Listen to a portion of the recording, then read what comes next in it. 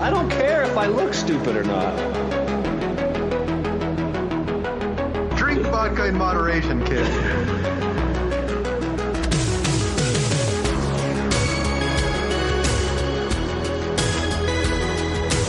Never trust a big booty and a smile. I'm always trying to shove it in the back. And sometimes I don't know if you're joking or not. Hold still. Hold still. Hold still. Yeah, boy, straight to door.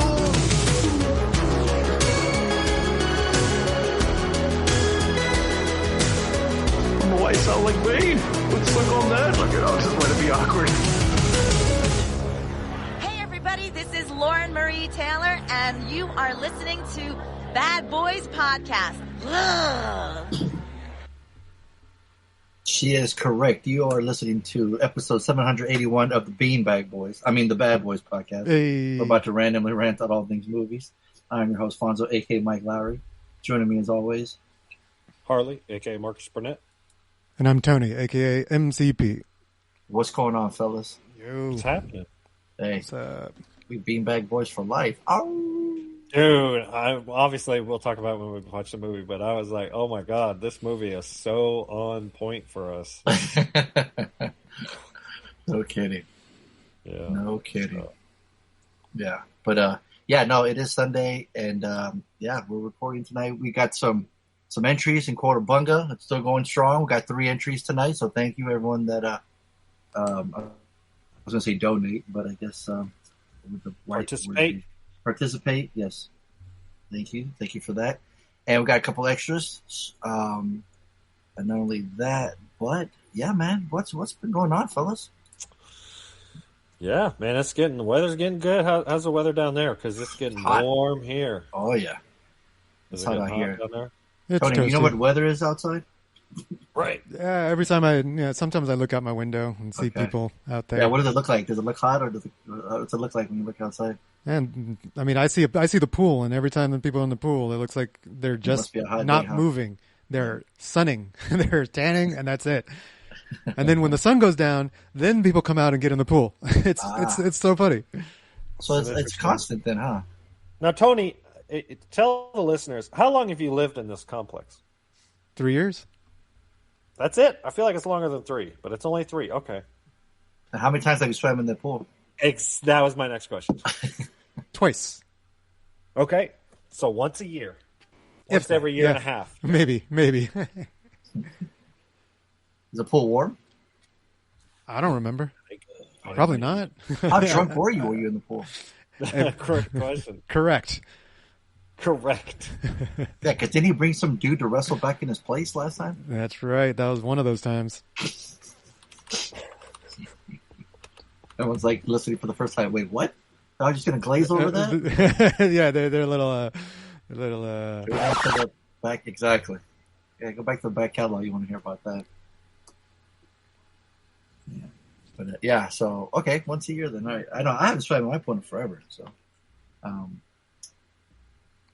Right, you guys, you were doing the family thing for a long time. Well, when the kids were all tiny, yeah, it was every weekend. Yeah, Nobody wants to go swimming anymore. Wants to go swimming anymore? Yeah, it's like. Well, Crew's kind of injured. I don't know if I told you. He got a. Oh, what happened with him? He fell off the e-bike. Oh no! Yeah, he was riding around with his friends, and he went a little too fast. Scraped his elbow and his knee. He had to get stitches in his knee. Was he wearing a helmet? Did he hit his head? He wasn't wearing a helmet. He didn't hit his head, luckily. He just, I think, road rash, knee and elbow. Probably fell. He had, this is the other crazy part. He had a friend with him. He had a passenger, and his passenger landed on top of him. So he was safe. He caused, and his buddy was right behind. Oh, yeah, passenger. Sitting on the back. Yeah, he was because they have those long seats as e-bikes, so he's always be sitting in the back. Oh, and so when he fell, his friend fell on top of him. And you know what his friend's name is? No, Alfonso. Huh. Oh, well, there you go. Like, you saved his life. Like, yeah, he took the fall for him. What a guy. So he's got one of those obnoxious braces from like the thigh all the way to the ankle, to keep the leg straight. Oh, dang. So the stitches don't come out. Yeah, it's just pretty obnoxious. And He's gone to the beach already. He's gone to the movies. He saw Trainspotting in the theater earlier in the week, so it ain't stopping him. It ain't stopping this summer. It's just inconvenient. How long does he have to wear the leg brace? Well, he's got a doctor's appointment tomorrow, so hopefully I think they're taking the stitches out tomorrow, and then they'll let him know he doesn't have to wear it. I think technically he doesn't have to wear it anymore, but I think it just helps, so you don't bend the knee. But, right. Yeah. Well, is he doing any sports or anything that he needs the mobility? No, it's good. No. Yeah. So. Just online, just gaming. His hands are okay. Right. So. Yeah, good thing he's been in his fucking head, man. I know, that's the thing, man. Seriously. Just anything. Like, the spikes go pretty fast, too, so, like, it's all about, hey, you're lucky, your friend's lucky, you guys are all really lucky. You didn't hurt anybody else, too. Right. Those things are dangerous. Like, you think, Harley, when you're, say, like, when you're age, when you're younger, and e-bikes were around, would you think you would ask your mom for one?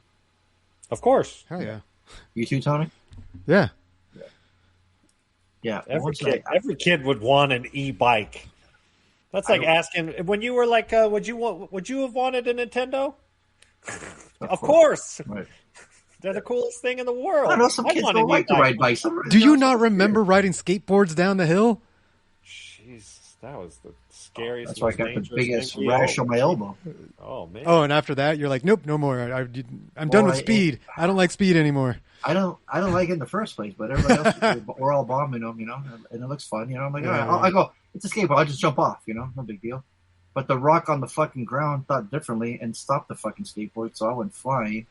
My elbow, my forearm caught me and just scraped. I just remember going to the theater after that. I don't know if you were with us, Harley, but it was me, Aaron, Mark, somebody else, and I just grabbed a bunch of napkins from the concession stand and just put on my arm. Oh shit! Even alcohol or hydroperoxide, I just fucking put napkins on it. So, fuck it, let's go to the movies. I just remember my arm trembling. When you have an open wound. Oh yeah. You get the shakes. That's what that's the adrenaline wearing off. Yeah. Right. That's what it was. So I was watching the movie, going, arms all shaking and shit. Yeah, that's traumatic. Okay. Yeah. So yeah, that would have been for real. Yeah, and I've gotten hit on my bike. I got by a car. So there's that too. Oh, you've been hit by a car on a bicycle? Yeah. Oh. I see. That never happened to me. I'm unfortunate where that's never happened to me. Yeah. And I had to ride home with the fucking front wheel all wonky and spinning and shit. It was just like I had to get home. I was scared. Yeah. The tires all that would explain the attitude towards it. That's what I'm saying. Yeah, not every kid wants a bike. Especially those things. But there was a time, on Friday when I was at work, I was at a street light. There was 20 of them motherfuckers on the bike. Oh, dude. Like summer break, every one of them has them. All these little rich kids here in La Costa just fucking, like 20 of them, dude, just roll like fucking Sons of Anarchy. I was like, God damn. This shit, dude. They're not cheap either. They're expensive, But I remember, how often would you go to the store, liquor store, you and Albert, right, Harley? You guys are sleeping over, Every weekend. Right? Yeah, we rode dozens and dozens. It wasn't even a store. We would ride down to the boardwalk on Perros. Oh, you go all the way over there. We would ride all the way down till like where the parking lot ends. Mm. So we ran up and down Carlsbad. Oh, nice. Like every weekend. Yeah. That's all we did. Yeah. Yeah, it was the coolest thing ever. Right? Never wore a helmet.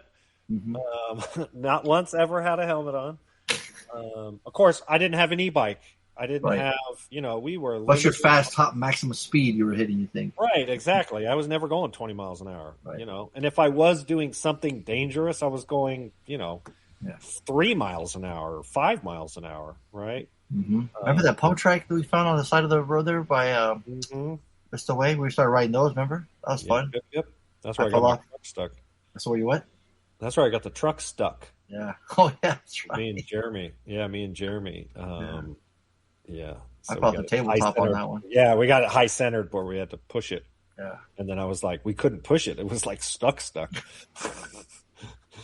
what you guys ever fallen off a skateboard bike? You guys don't have any? Oh, I have a lot. I mean, the truth is my horror stories are all motorcycle related. Oh.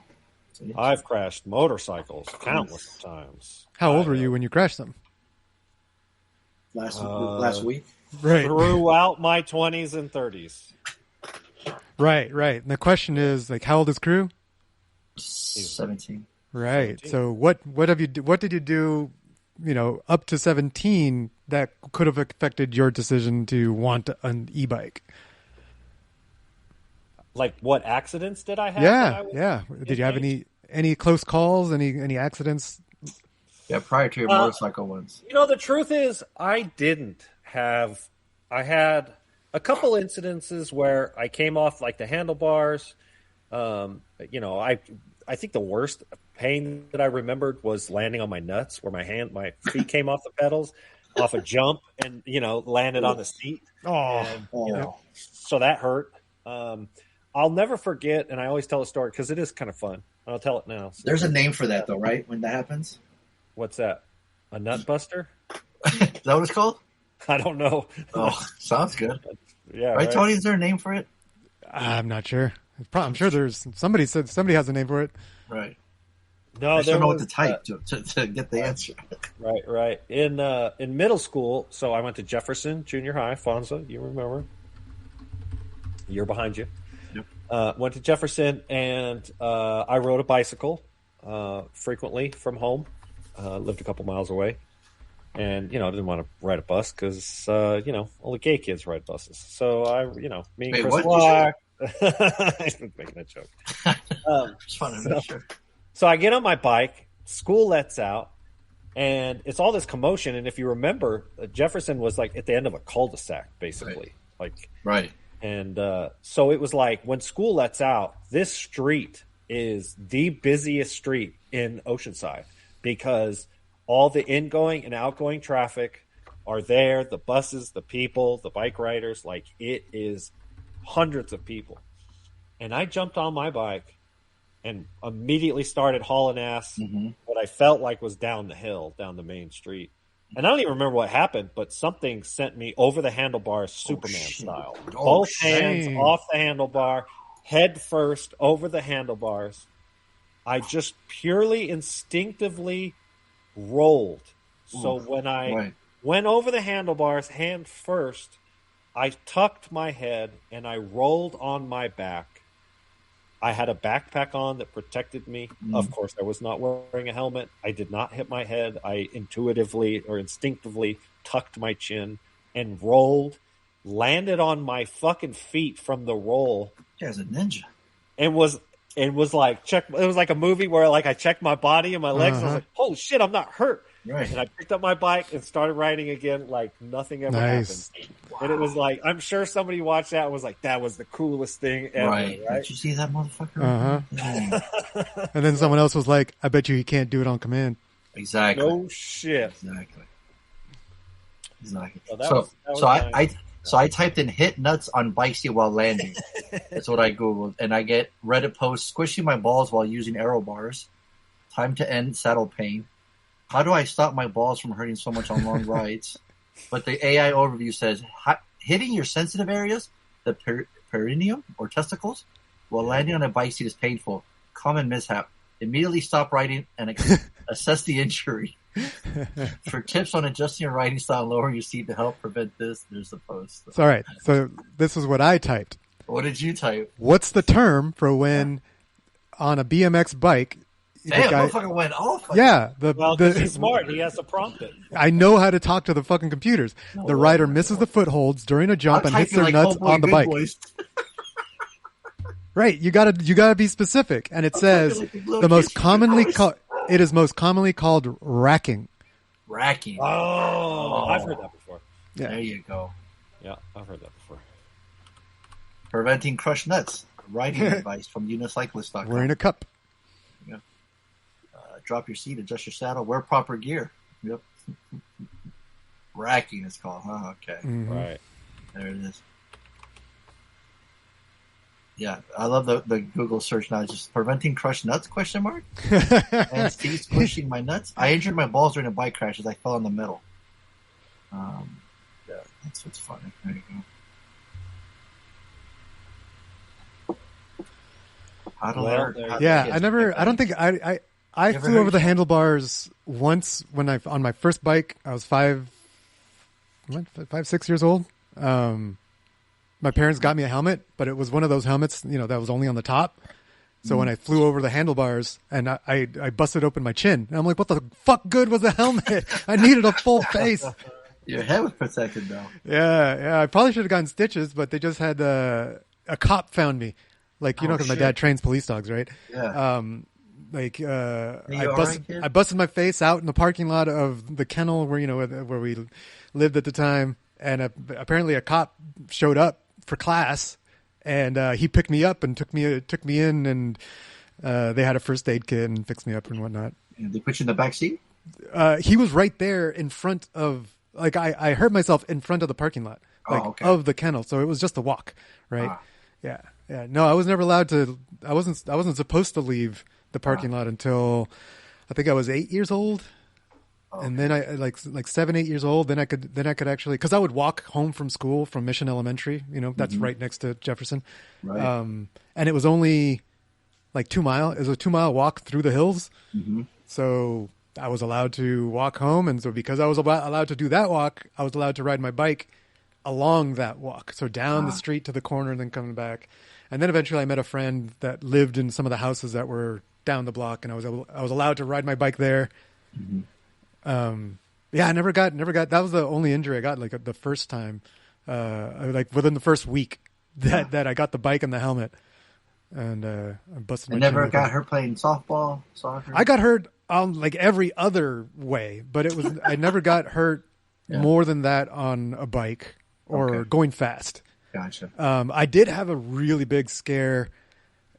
I was 16, maybe 15, 16. I was learning to ride road bikes. So, like those racing road bikes with the tiny tires. One of the family members Like a that 10 was speed? like a 10 speed, but it's meant for the road to go fast. It's got the curved handlebar. It's you're curved talking in. about just a road bike. Like a road bike. Right. Bicycle. It wasn't like a mountain bike. It wasn't a BMX. It was a 10 speed. It was a road bike. Road bike. Right. Yeah. So I was learning to ride those, and I was riding them to work every day there and back from Vista. So I'd ride from Vista all the way to Oceanside, which is a good 10 miles. And I would do that every day with the guy that was living with us at the time, the family member he used to ride all the time. So he was teaching me how to do that. And I always followed the path, and I got all confident, and I was like, oh, I'm going to take this different path that's got like a hill on it. Oh my God.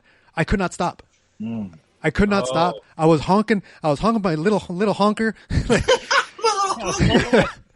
Because it was it was like, that's what she said. I was, please don't die. I was just saying, please don't run me over, because there was a stop sign at the bottom of the little hill that I was bombing, and the bike wouldn't slow down. It kept peeling out like I was skidding, and I couldn't modulate the brakes to slow the bike down. And so I was just like, I was too tall. My feet don't touch the ground on a road bike. Too high. Right. So I was probably going 25, 30 miles an hour on that thing. And it looks like people honked. I have no idea. But nobody moved in the intersection at the stop sign. They saw your panicking face. I think people heard me. Yeah. I was probably screaming like, help. High pitched scream. Yeah. I didn't actually have a honker. That was just my, my high pitched yelling. But yeah, no, I made it through, and I just remember flying through it. I was like, I'm not dead. Cool. And this was actually near your house, that AM/PM, Crouch Street. That hill. Oh, I know where that hill. That hill. I came down that hill. Yeah, the one that goes into the canyon. Yeah. But I was coming towards that AM/PM and towards the Circle K, like that intersection right there. And there was a bunch of cars at that intersection. I just remember flying through it. I remember that. And I took the turn behind AM/PM towards, I think it was like Big Five or Best or something back there. And I took that at high speed and slowed down going that way. And I don't remember the rest because adrenaline just blocked all of them. But that was I think that was the scare that made me slow down. I was like, oh shit. All right. Can't. That was a scary one. Well, there's another going down Jefferson too that I would ride it too. And then one time I had a kid on my handlebars, and we just ran the stop sign. And there's cars coming down fast. We could have been easily got killed. Dude. I just took it like it was nothing. Like not even a kid, not even thinking, oh, maybe we should slow down and record cards. But nah, just fucking, we're going fast. We'll make it. All right, What the fuck, man? Crazy. Kids are stupid, as we'll probably continue talking about in the assignment. No kidding. The homework. Yeah, no, I love kids are fucking stupid subreddit. Oh, jeez, that's doing stupid shit. I don't want to see that. Nope. I don't want to see kids get hurt, man. Seriously. Well, it's not always them having accidents. It's them saying okay. dumb Okay, shit, kids being right? dumb, that's hilarious. Right. Got it. Right. And kids, spoiler alert, it doesn't go away. You can still do dumb shit when you're an adult. 100. Hold my drink, watch this. Yep. This. I can do this. We graduate. We just change drinks. It starts with my juice box, and then it turns into hold my beer. It starts with a sippy cup first. Sippy cup. That's what it is. Hold my sippy cup. Hold my sippy cup. Watch this. Right. And then this is juice box, and then a soda, then an energy drink. Energy drink. Hold my Monster. Hold my Monster. Yep. Hold my Red Bull. Hold my Red Bull. Then it's hold my Red Bull vodka. No, Red Bull started tequila. that. Red Bull gives you started wings themselves because they are like the biggest sponsor for crazy Dream shit. They do those sweet ass like go kart or Velodrome go kart downhill race. Those are fun as hell. They do all kinds of stuff. I love watching them. It's Like always soapbox or something. What's it? Like soapbox. Yeah, soapbox derby. That's it. Yeah. Shit's fun as hell. It's always they're like the X Games promoter, right? Like, oh yeah, for sure. Yeah, Monster got like motocross and like Red Bull has like extreme. And then some dude skydive from like a ship. Yes, I remember watching that. Yeah, like from Earth or from space, from stratosphere, like right outside where like he took a balloon up right to the edge of where it's considered our atmosphere. Yeah, I remember watching that live. It was fun. Yeah. It was fun. That's it. Yeah. See. No, you know what they do now? That's absolutely fucking insane. Is they base jump from mountains. And they don't jump straight down. They have the wingsuits. The wingsuits. Oh. And they wingsuit through the rocks, like inches from trees and rocks. And those motherfuckers have death wishes. They have the biggest pair of cojones that would rack. Actually, the racking wouldn't even hurt them. They're that big. You know what I'm saying? Like, yeah, those guys are nuts. You see that video of that one chick that got thrown out for a bungee jump? And oh my god, without a rope, cord? without the cord, fucking Brazil. Of course, it's Brazil. Yeah, and then that singer died in the helicopter. Yeah, crash. the two helicopters crashed. Wait, so that video of the two crashed? He was in that one? He are we talking Oliver Tree? Oliver Tree? Yeah. I know. I read about it. I didn't see the video, but I read that it was two helicopters that crashed. Okay. One of them had him, another DJ, and some other industry, like I think a producer. I don't remember who. And then the other helicopter just had a pilot. Oh, okay. But everyone died. So yeah, everyone died. Yeah, dude, that's fucking. But the crazy. poor girl that was just like she was. Dude, like just threw her off. What they the just fuck? threw her off, and she landed to her death. Like she's probably like, "Hey, am I gonna get pulled up?" Dead. Nah, there's not enough time to think. You're thinking that you're just. Like, I was like imagining that happened. She had like she was holding something. I don't think you would. At the end of the video, you see, wait, you forgot the cord. Like all nonchalant. Yeah, like, dude. Fuck, how do you forget that? What do you do? That shit's insane. But I imagine that like you don't even notice because if you've never bungee jumped before, you don't know when to expect the pull, right?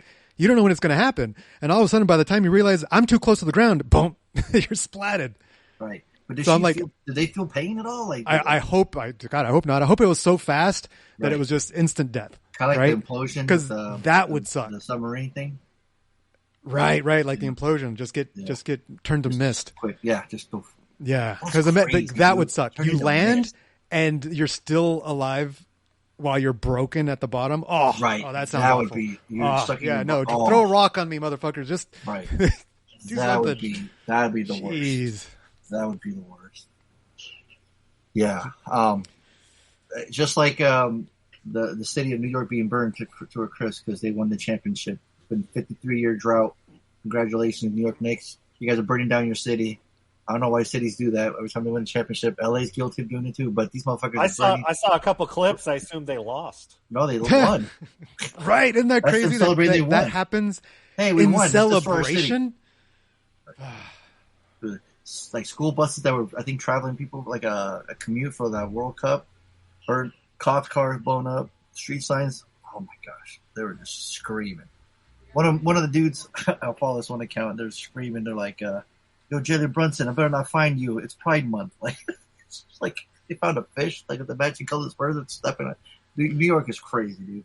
Jesus. New York won a championship before GTA 6. That's all I gotta say, man. That's crazy. Hey. Congratulations, Knickerbockers. Y'all beat the Spurs. One game they were down by 29 points, biggest comeback in NBA playoff history. So you know what? They deserve it. They fucking won. Spike Lee's happy. He's finally happy. And Timothy Chalamet was celebrating in the locker room. Apparently, he's a diehard. Right, he's a New Yorker. They put him in. They threw him in the locker room, throwing champagne in his eyes. He's all hurt. Shit was funny. So we just dated the podcast right there, 781. Yeah, there you go. Yeah. So let's get in some extras there, huh, fellas? Let's do it. All right. I'm going to go in order. The number one movie, top 10 IMDb this week, Obsession is number one. Dang. Oh. Currently at 8.1 on IMDb. Fan favorites, it's also on that list. And on the top box office, it's currently at number 2 with 19 million. And I think this is its 4th week out in the theaters. And it's in number 2, in the 2 slot. Right under Disclosure Day. They got 44 million. Obsession is at a total of 188 million. With a really, really low budget of 750,000, I believe. At 8.1 on IMDb. Yeah. It's, directed by Curry Barker, 24-year-old, who was making YouTube videos prior to this. Him and his friend, who's also in the movie, Cooper Tomlinson. It's a story we've seen before and heard before, but this was after breaking the mysterious One-Wish Willow to win his crush's heart, a hopeless romantic finds himself getting exactly what he asked for, but soon discovers that some desires come at a dark, sinister price. So what is that thing called? Careful what you wish for, right? Monkey's Paw. Yeah, and he was trying to find a necklace. Genie in the bottle. What's that? It's the genie in the bottle. Yeah, it's there was an old Simpsons episode, the Monkey's Claw, right? The Tales of Crypt episode. It's been it's been done before, right? Yeah, but this one here, like I said, it's just a dark romance, psychological horror. Yeah, it took crew. We went on like I think Monday night, and it was like packed still. It was crazy. There were so many people. The guy that was giving me my drink said, "Oh yeah, this movie's a banger. I've already watched it twice." That's what the guy told me behind the counter. So I'm like, all right, he really, really likes it. And apparently a lot of people like it. It's got 8.1. It's making bank, man. And guess what? I really liked it too. When Crew got up out of his seat, he was like, God damn. He's like, that was just so good. Like he was excited. Like, wow, nice. Cool. I really enjoyed it. Yeah. Performances are great. It's 4 friends. They're working at a record store. And one of them, like I said, he just likes this girl. And she's just like, hey, we're friends or what? He makes that wish. He opens his little box, breaks a little willow, and then some fucking shit happens, man. And it goes from there. And it's pretty fucking awesome, man. It's pretty well done. Like I said, this kid, man, 24 years old, man. Unreal. Like, just come straight out, like, no film school, just YouTube. And just got a hit on him, right? And he's directing the new Texas Chainsaw Massacre. And there was a interview with like Spielberg on the red carpet. I think he was promoting Disclosure, and he said, "Oh yeah, I watched Obsession. I really like that movie." I'm like, that guy. So you get praise from Spielberg? Right. Come on, man. It's a GOAT, right? So yeah, no, this movie's great, man. It's really good. It's really well done. It's creepy. The performances, man. Like I said, they're just the kid is just kind of like he's just real nervous, right? And then when she gets when the wish happens, it's just like, okay, shit's going down. I can't really spoil anything. I was just saying, like, what can you spoil? I can't. I don't want to say anything. Yeah, I just want you guys to watch and take it in and be like, okay, this is why you can't spoil it, because it's just it's just yeah. See, even I was gonna say something right now. I feel like it's spoiler. I don't even want to spoil it. I just want to say I really enjoyed it. It's a high dollar. Yeah, definitely everyone should watch this if you get a chance. Dang, all right. Right on. Yeah. Okay, and then yesterday, me and Dee went to the theater, and as you saw, he fucking spilled his popcorn all over my fucking chair. So it looked like it was me that did it, but it was actually him. right before we even sat down. He spills all like half his popcorn essentially. It's like, dude, that was like $5 worth right there, man. Right.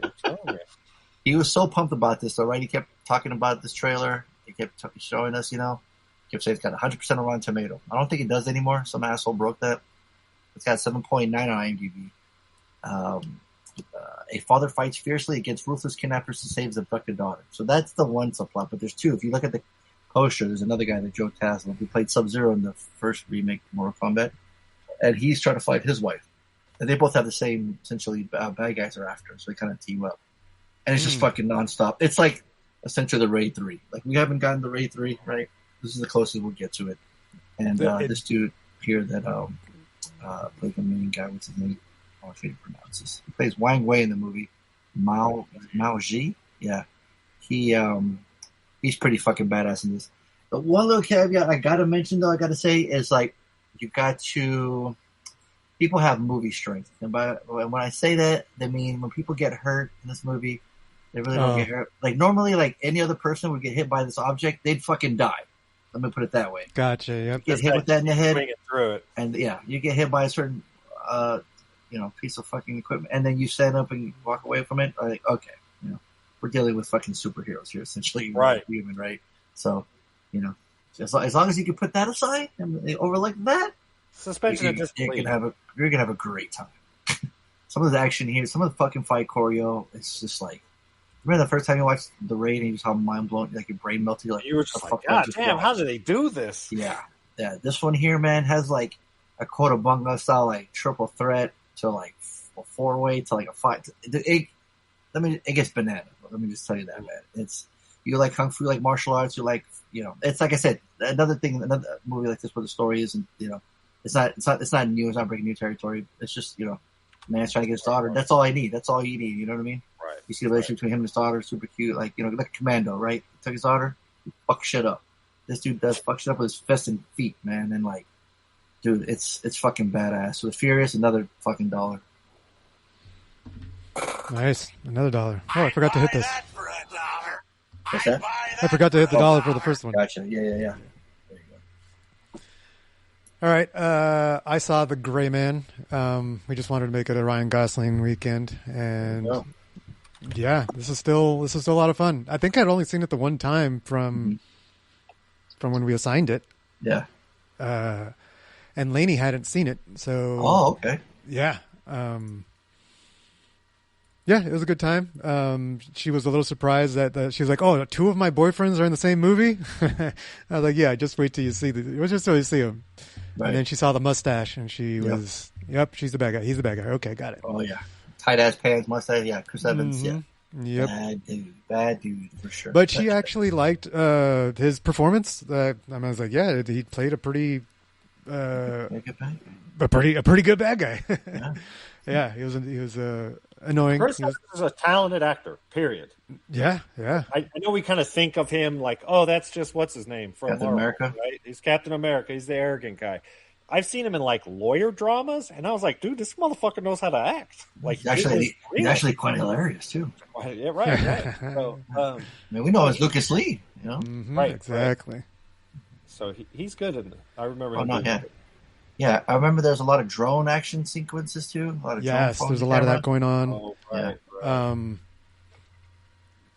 I remember the first time it was a little jarring, but this time it was just fun. Like maybe it's because I knew it was going to happen. It wasn't. Okay, I was just going to ask you that too. So I think I'm glad you brought that up. Okay. Yeah, there was one point where Lainey was like, "What? How are they shooting that?" I was like, "Wow, you're asking," and then she figured it out. She was like, "Oh, it must be a drone." It's like, "Good job, all right." Like a little applause for her. But that was like the closest I got to, getting, like distracted, like pulled out of the movie type thing. Mm-hmm. For the rest of it, is like, yeah, it's solid. I mean, it's Gosling kind of in his Gosling prime. Right? Like, we get to see him in an action movie, Yeah. That scene where he's handcuffed to the chair and he's fucking shit up, dude. Badass. All the soldiers are coming out. Mm-hmm. Yeah.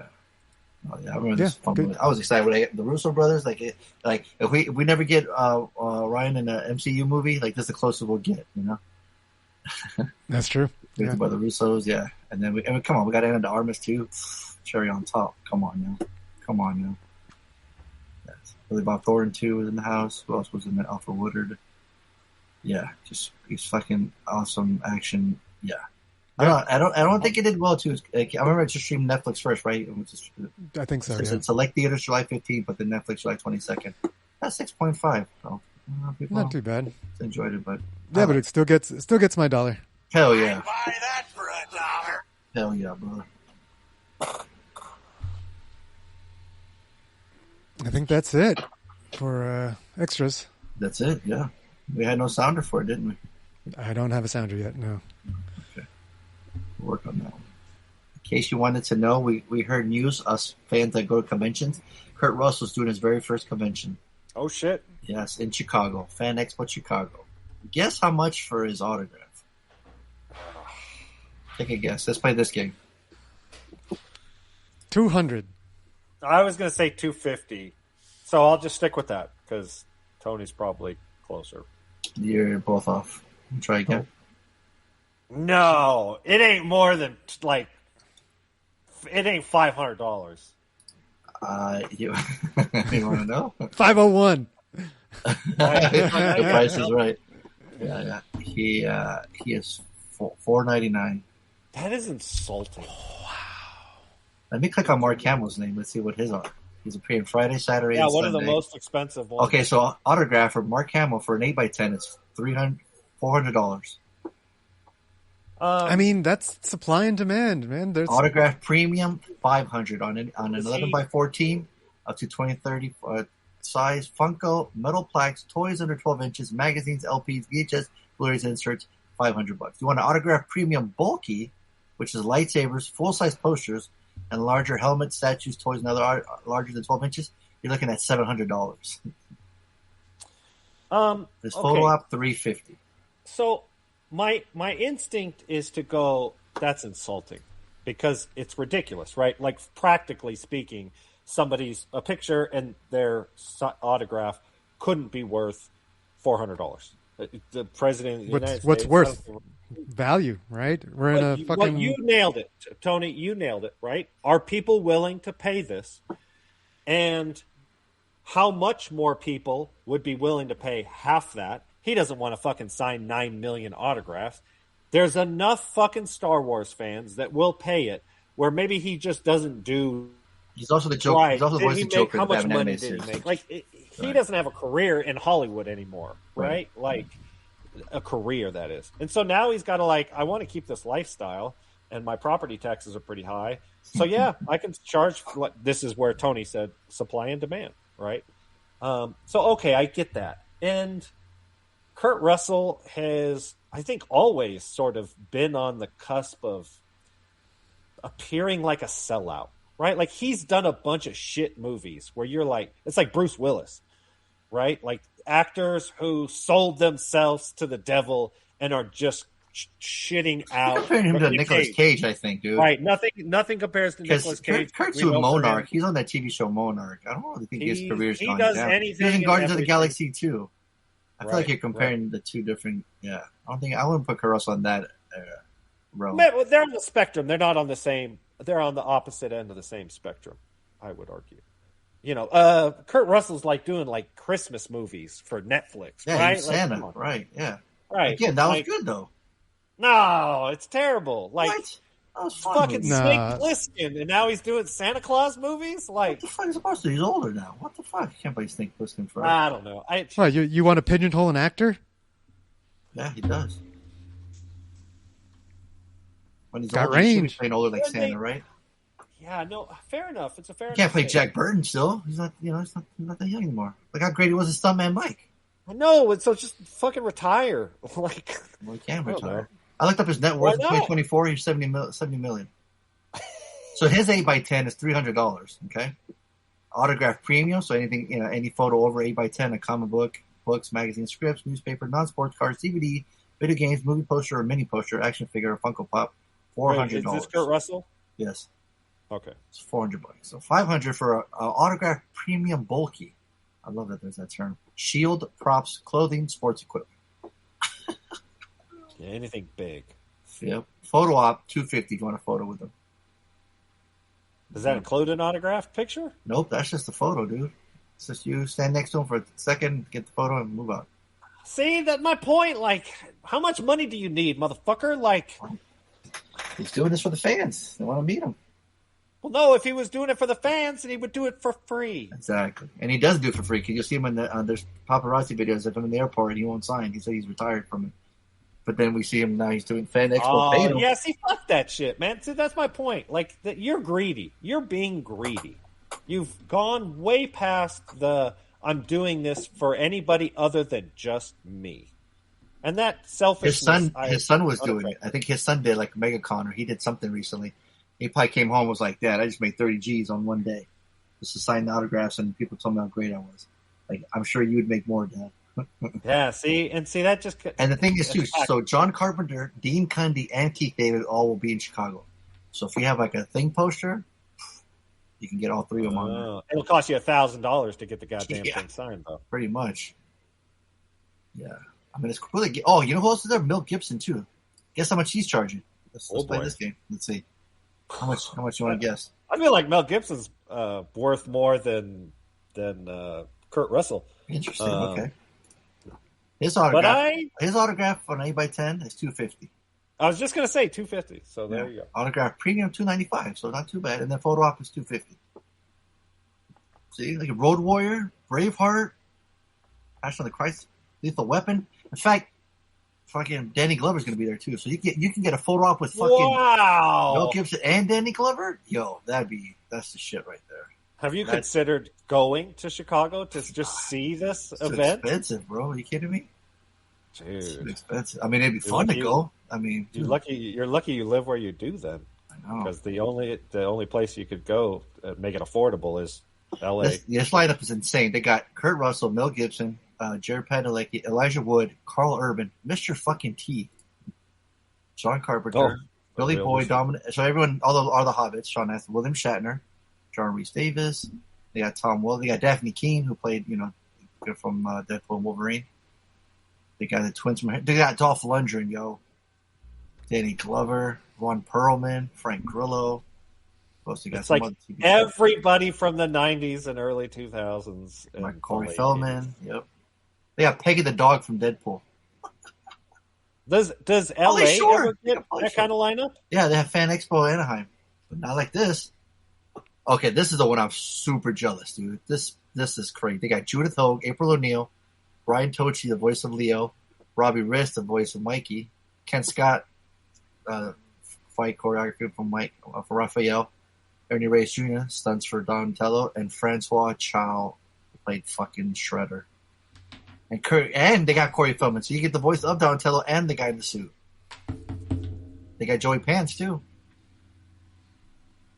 Got fucking Joey Pants, Tommy Lee Wallace, Nick Castle, and Dean Cundy from Halloween. And they got the original Michael Myers. Dude, this one's stacked, dude. This shit's insane. Let's see how much Sean Carpenter charges for the autograph. Let's see. I guess you can do send-ins. You can buy your autograph in advance. He's $150 for an 8x10. You know how many times I've got him for free? Oh, there you go. I've saved so much money on it. Capitalism works, man. There it is, man. There's a market for it, and you got thousands of people that show up and they want to meet their famous people. Meet them and special have a conversation with them. There it is. No, I get it.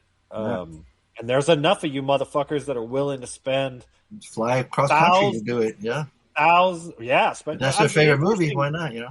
Right. What's interesting is why is it in Chicago of all places? Like that's not Hollywood. No, they paid the most. That's the thing. You think they'd be more here, but no. I think they get taken care of there more. I don't know. It's like more exotic from like Carpenter lives in Pasadena. He won't do Fan Expo Anaheim. See, like he's like, dude, this is in your backyard. You can. He's like, but I was like, no, I want to get phone. Oh, he'll only go somewhere if he could drive to it from his house. That was the thing before, but he's like, yeah, I'll do this when it's across the street. I just walk. Yeah, but I'm saying it's more luxurious. It's like they'll put you up in a hotel in Chicago. You can go sightseeing while you're down there. A hotel in Chicago. There's a spectrum. Trust me, I know. I stayed in a hotel in Chicago. And you cheap though too. It was $150. Right. but it was in Chicago. So, anyways, there you go. But yeah, that's enough Oh, Con talk, cool. though. But there you go. Kurt Russell. Yeah, there it is. So, That's if you what go I meet have him, to say. good for you guys, man. Have fun. You know, it's experience for sure. So just that's- way out of my pay rate. Let's see. So I think, hey man, y'all ready for some quarter bunga? Bunga, bunga, bunga, bunga. Wait, don't you have the sounder?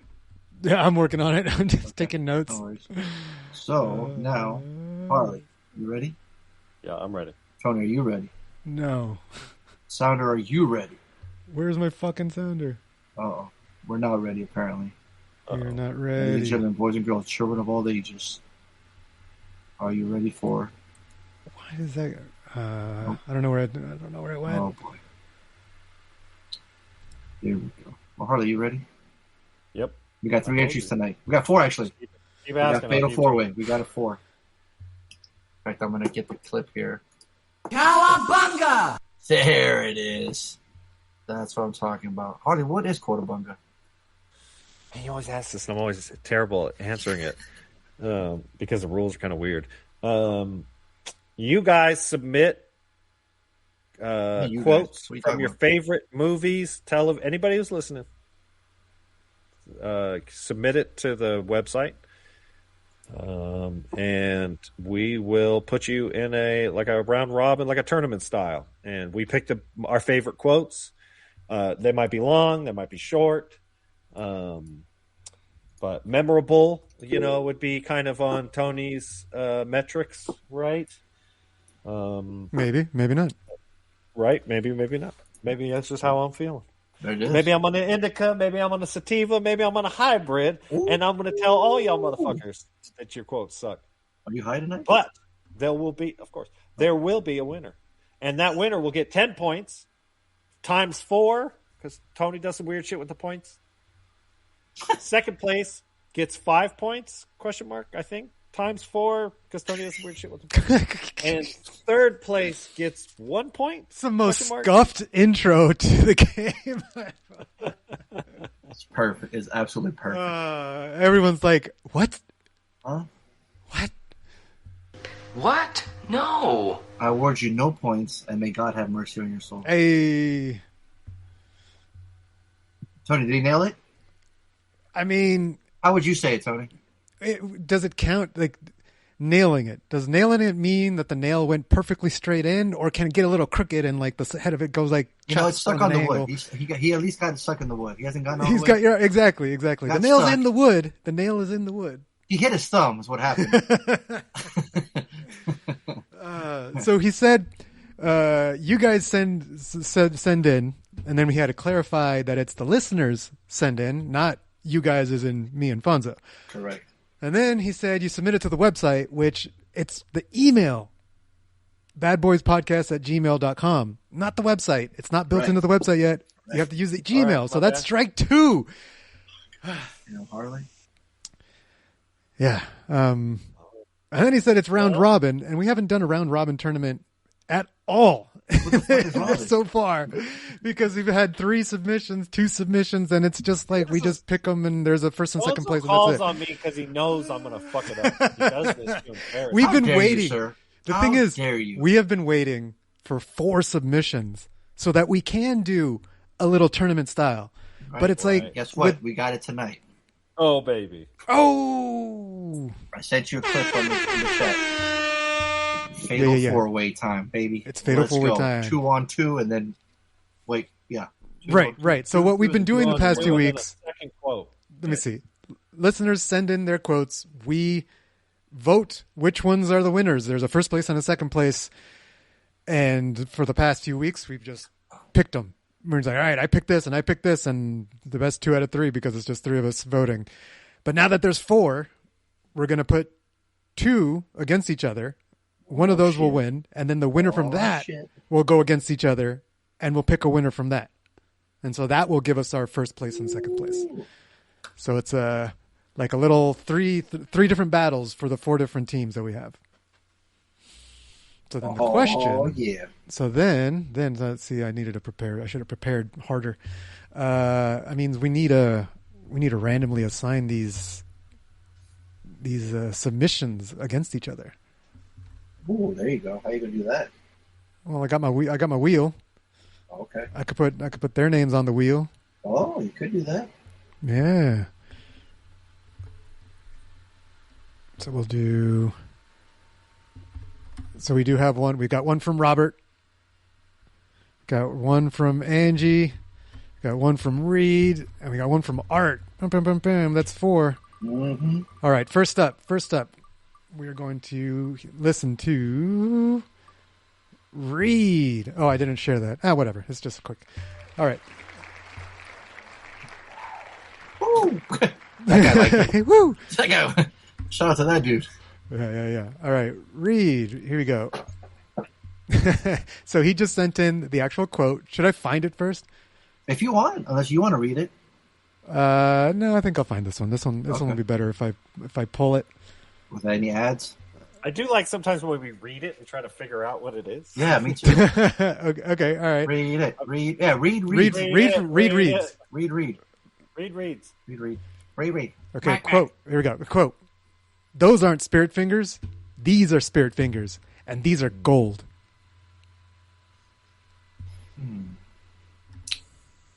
I don't know. Do it again, Tony, with a little more pizzazz. Right. Put a little more a little more flair. oomph into it, yeah. Or with a lisp. Those, With a those list. aren't- Yeah. Right. Those aren't spirit fingers. These are. Oh, no play it. I'm gonna say it's from Bring It On. These are not spirit fingers. These are spirit fingers. And these are gold. There it is. Oh. Yep, bring it on. It is from Bring It On. It's Yep. the dance instructor, right? Yep, the dance instructor. There it is. All right. Cool. All right, so that's one. That's one. Okay. And let's see what it's gonna go up against. Oh, a little comedy action. All right. Right. Okay, so let's see what it's going up against. Let's see what's going up against, though. Here we go. It's spinning. Going up against Angie. Oh, all right. Woo!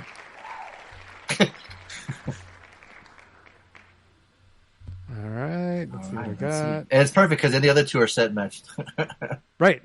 Easy. Yep. We got Spirit Fingers versus. Oh, and I this was a link submission. Perfect. I will go play it. Copy that. Copy link.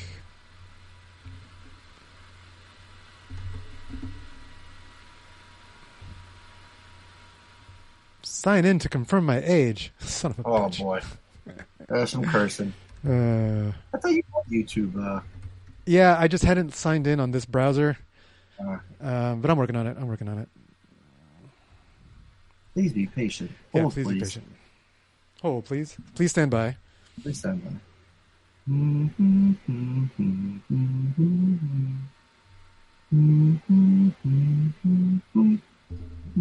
Right. Yeah, this is annoying.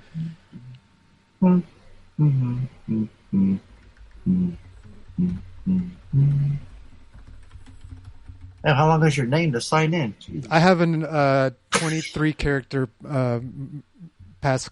Well, I shouldn't reveal my password size, right? God damn. Yeah, what's your password? My master password is over 20 characters long. God damn. Yeah. That's the longer it is, the more secure it is. Is that what it You is? have to hand type it in. Yes, that's the whole That's not point. safe. Otherwise, That's safe. otherwise it's not. You don't have it memorized, right? Yes, of course I have it You have memorized. to. You have the 20-digit. You don't have No, it like in your wallet or I have a 20 plus character password. Yeah, I already said 23. It's more than 20. God damn! How could you remember 20 digits? Well, because it's the only one I have to remember. So you use it for everything? It is the password to my vault. Right. I don't use that Well, I password was to asking all the about sites. messenger. Exactly. It's the password to my vault. All the websites of all different passwords that are randomly generated, at least 15 characters. So they're all difficult, but I don't have to remember all of those because that's in my vault. One password to rule them all. Kind of, yeah. Wait, was that the quote? No. And I also have two-factor authentication, so I have to wait for that and blah, blah, blah. All right.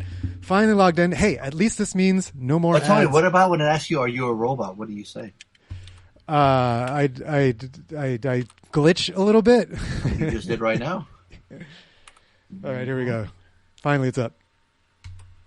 Now, if any of you sons of bitches got anything else to say, now's the fucking time! Talk about Lucy Liu and Kill Bill. Boom. We got Oren Ishii decapitating fools. Next, squirting blood. Dude, yeah, this matchup. Oh, shit. Spirit fingers and heads rolling. A lot of body parts here. So one's going for a comedic factor, obviously. Mm-hmm. One's we got a dance instructor teaching high school kids. I'm sure you guys had a problem. I know Harley had a problem with the whole movie. Bring It On. Too over-sexualized, he said. Why is it an adult teacher teaching them young high school students? Harley's already off. He's not going to like it. And he's racist. He don't like Asian people, so I don't know how he's going to pick. You don't have to worry about Harley. You worry about your pick. Let Harley be racist. Oh, you want to be racist? Okay. Let him. That's his thing. This one's a hard one. Because neither of the quotes are great, to be honest with you. But that's the beauty of a tournament. You have to choose one. Well, he's getting there. He's getting there. Yeah. I'm going to give Bring It On the win here for me. The Lucy Liu one is just a little too obscure. And the spirit fingers, that shit's hilarious. Like especially once you hear the scene, like it's so ridiculous. So if I take my personal opinions about the movie away, that quote is funnier. And so I'm going to pick it as the winner. Okay. All right. There's one point. For spirit fingers. One for spirit fingers. That's cool. Who wants to be next? I think I have my pick. Fonso, if you're on the fence, you can. No, I'm not on the fence. I'm going to go right now. Okay. I can see Oren Ishii in her little sandals and her little socks tippy-toeing over the table. Takes her sword out. Drops it off. Homeboy's head goes flying. On the table. Oh! Blood squirting. She drops that fucking bomb. Drops that bomb on everyone. I knew you fuckers got anything else to say. Now is the fucking time. Nobody else says anything else. So, Oren Ishii, Chinese, half Japanesey, is my pick. Boom. 1-1. So I'm the tiebreak. You sure the tiebreaker. I am the tiebreaker. What's your metrics? What are you looking at? The deciding factor this week is going to be how often I think of it, because I think of this quote actually pretty often. Not the whole part, but part of it, and I always hear it in my head exactly the way it comes out in the movie. And I hear, now's the fucking time. The way she says it, the way she's just like yelling, I hear that in my head a lot. Random times, it's just like, is it time to go? Now's the fucking time. Are you staring at the microwave and you waiting for the food? Right, little things, yeah, random little things. If I think of the term like now and is it time now? Like if I combine those two words, the time and now, my head just immediately thinks of that sound in my head. I don't yell it outside. Too long to get ready. Yeah. Time. Now's the fucking time. We gotta go. Now's the fucking time. It's just that one little clip. I'm not upset. I'm not angry. Right. But I hear it. Right. And it's such a good such a good line. I've also seen that particular movie probably over 5, probably less than 10. Bring It On, I've seen once, maybe twice. Gotcha. So I'm going to give it to Oren Ishii. Oren Ishii moves up in the turn. Little mini in here. Hey, we had that sounder too. The spoiler alert from fucking Kill Bill. Oh, that's right. All right, congratulations. You advanced there, yeah. And then congratulations. Can the last two go for third place? We could have a loser's bracket. We could absolutely have a we loser's kinda started bracket. talking about that once before. but Yeah, we Now could that do we that. have 4, we should. So because Cool. everyone submitted, I think they should be Right, rewarded, right. So. Okay, so now coming up next is I'm going to spin to see which one between Art and Rob is going to get played first. Okay. So fuck, I this is didn't show you guys, but fuck very it. fair. Good job. Tom. Yeah. I didn't even see. Thanks, son. Do you believe me that it's Rob? Nope. Yeah, I don't know why I closed it. It's just my habit. Like I should just leave it open. No, you should leave this window, but now's the fucking time. Right. Close it. All right, so we got Rob's pick for Quarterbunga. Rob's pick for Quarterbunga. Wait, we gotta read it. What, For what's cow going on? poop. He sent a link. So here we go. Okay. Bring that over. Looks like it's timestamped too, so Oh, nice. I like it. yeah. Very specific. No ads, Sony. No Ace. ads. Come here. Would you excuse me for just 1 second? I think he missed the Ladies and gentlemen, my esteemed colleague, Mr. Marino, has just brought some new evidence to my attention. Now, history has certainly shown that even the most intuitive criminal investigator can be wrong from time to time. But if I am mistaken, if the lieutenant is indeed a woman, as she claims to be, then, my friend, she is suffering from the worst case of hemorrhoids I have ever seen! That's why Roger Podacter is dead! He found Captain Winky! and everyone pukes. Oh, you know where that's from? Yeah. Okay. From which one? Jim Carrey doing. Why am I drawing a blank Wow. on Pet Detective? Ace Ventura Pet Detective. Ace Ventura. There you thank It's actually a spoiler alert to the ending if you haven't seen it. Right, that was the reveal. But if you haven't seen it already, you listen to this podcast, you should be ashamed of yourself. You should watch it already. But yeah, huge laughs in the theater. The whole everyone puking, it's just made. I think Tone look or somebody scraping their tongue. Somebody's screaming their tongue. Yeah. Yeah. I think even the dolphins fucking dancing in the water. He freaked out. Like, yeah, that's a good one. That's a good quote. I like it. It's a long one, but yeah, that's a good one. That's a good fucking scene. All right, next up, we got Art. And volume, and here we go. You want to play games? Okay. I'll play with you. Come on. Okay. Do you want to play rough? Okay. Uno. Say hello to my little friend. You know where that's from, Harley? Okay. Yeah. Okay, Yolanda.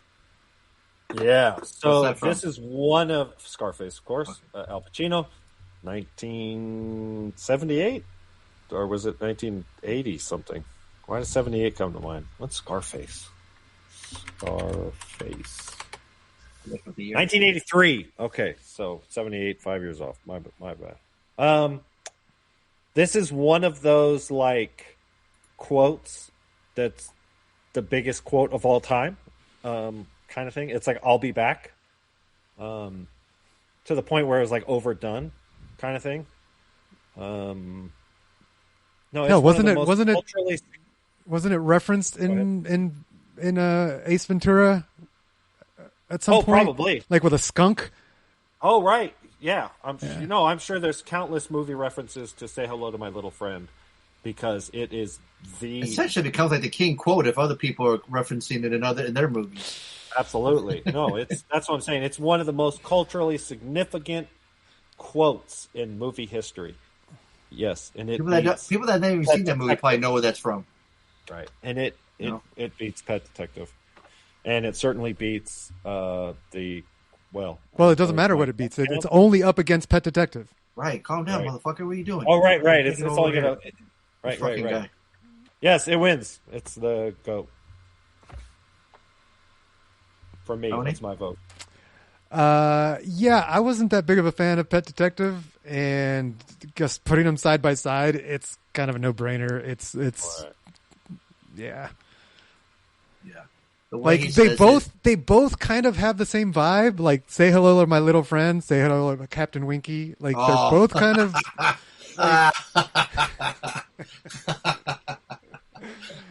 But yeah, Pacino just he just owns that. He just owns that scene. It's great. Did Art just drop double Pacinos back to back? I don't remember what he did last week. remember from Heat. Oh, right. Yeah. Oh. She got a great ass for an old lady. Oh, about that part. Scarface is iconic. The way he says it, the delivery, the climactic part of that movie too, right? They're all raiding his mansion, and he's just like coked out of his fucking mind.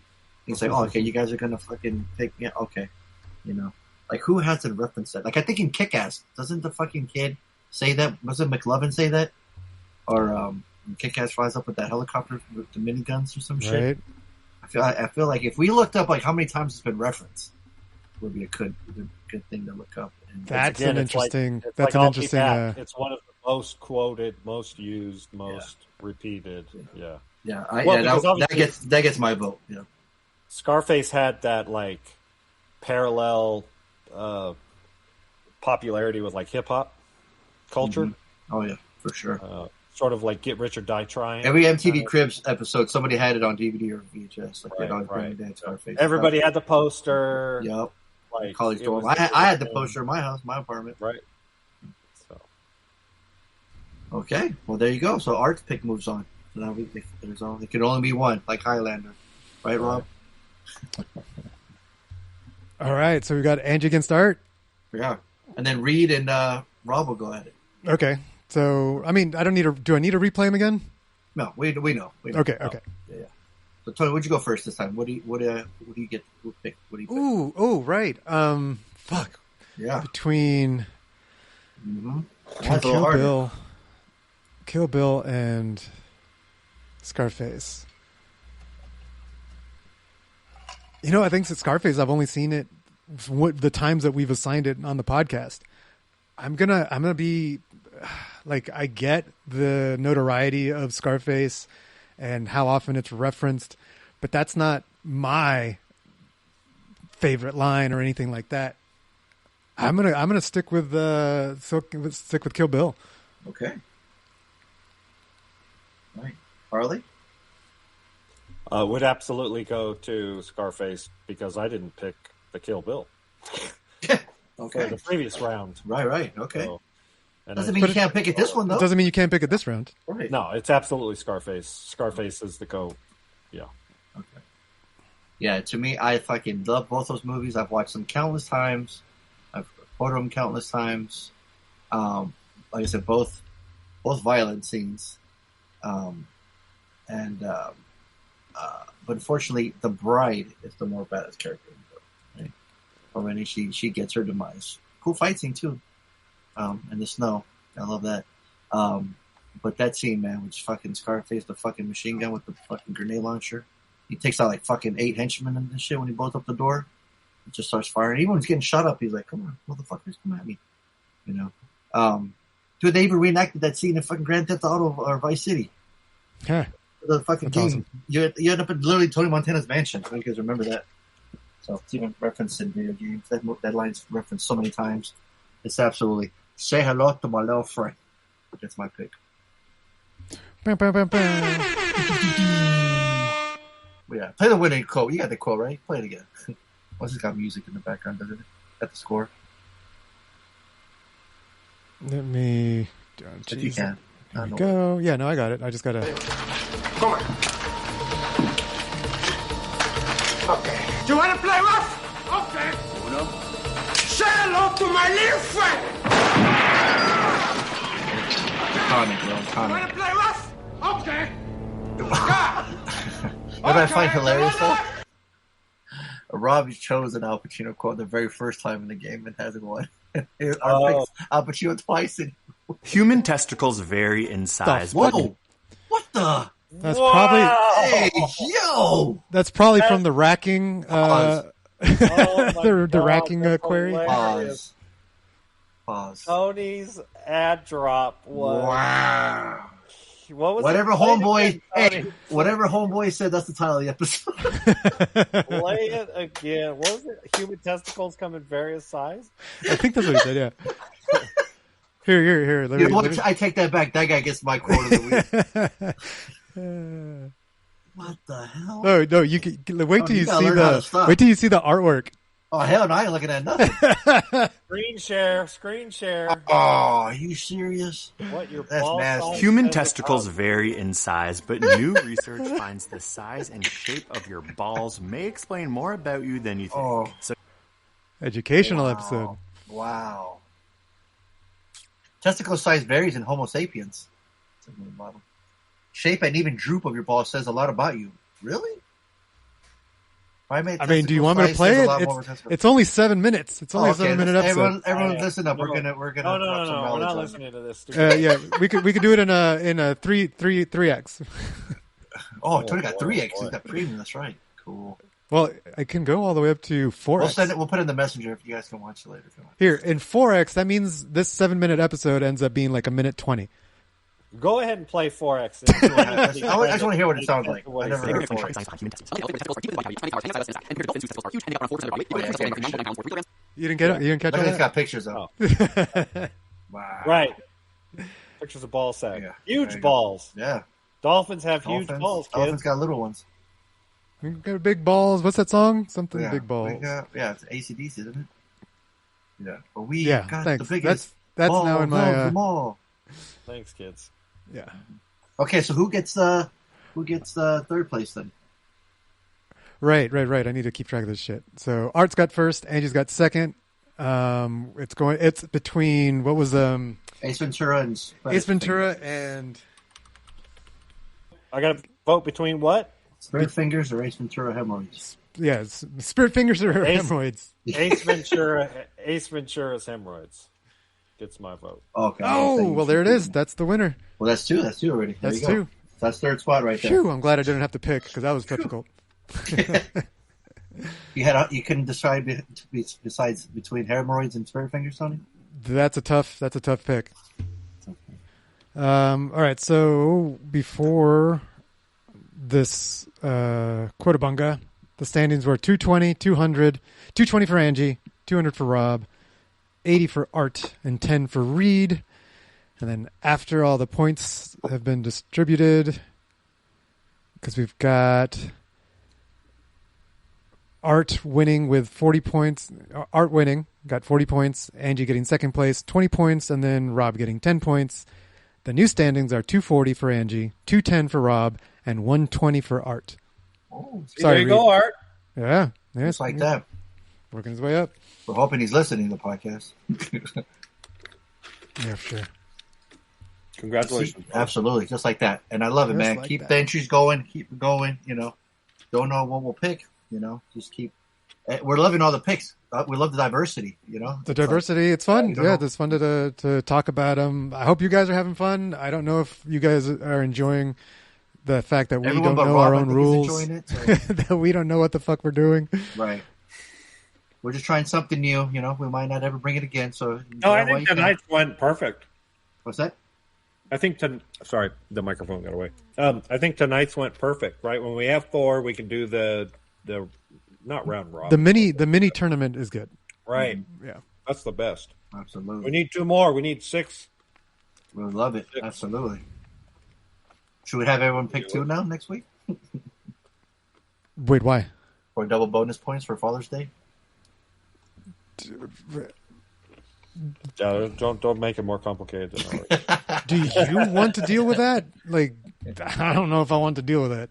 Right. That seems like a lot. That sounds, yeah. Jeez. If it's messing with Tony, I think Rob's like, yeah, that's a great idea. Let's do it. Fuck off. Oh, I think the bell's ringing. Time for homework. Is this your homework? Is this your homework? Is this your homework? Is this yours, Larry? Is this your homework? Is this your homework? We know that this is your homework. We know that this is your homework. So this ended up being a bonus that Angie got for getting on the wheel last week. Because how did that happen? Because she got the most points, and her name got on the wheel. And she got picked. The wheel landed. And then she has movies on her syllabus. Yes, that's how it gets assigned. Right. Happened to be homework for all of us, I think. None of us had seen it. Correct. The Good Boys. And actually, let me check to see if Angie had a note with this one. A quote from the movie. Oh. So anytime anybody adds a movie to their syllabus, there's a little area they can put a note in there. There's a little pencil icon. They can edit the note. And it's just a message to us, for your own notes, for the reason why you put it on your syllabus. On Angie, she says, "What about me? I'm just going to sit here." I do remember that quote from the movie. I do remember when it happens. Solid quote. The Good Boys, a 2019 coming-of-age, raunchy, cringy teen comedy. 3 sixth-grade boys ditch school and embark on an epic journey while carrying accidentally stolen drugs, being hunted by teenage girls, and trying to make their way home in time for a long-awaited party. Yeah. Kissing party. That old chestnut. Yeah, exactly. This is the live-action version of Big Mouth. Period. What? I thought it was most of the same jokes from Netflix's Big Mouth. Almost the characters were identical in a lot of ways, too. Oh, interesting. Which I didn't have a problem with because I think Big Mouth is the funniest fucking cartoon I've ever seen in my life. I was going to say, you love that show, yeah. The fact that the live-action version of this, I was all on board. Halfway through the movie, I kept laughing out loud.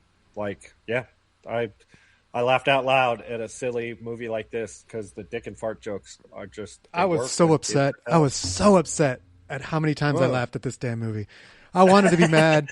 I was like, no, this is so cringe. And then I'd laugh. I was like, fuck, they got me. You'd laugh. I know it, man. And the thing is, the cringe is appropriate for the content. These are kids. I was like, totally. Kids are fucking cringe, man.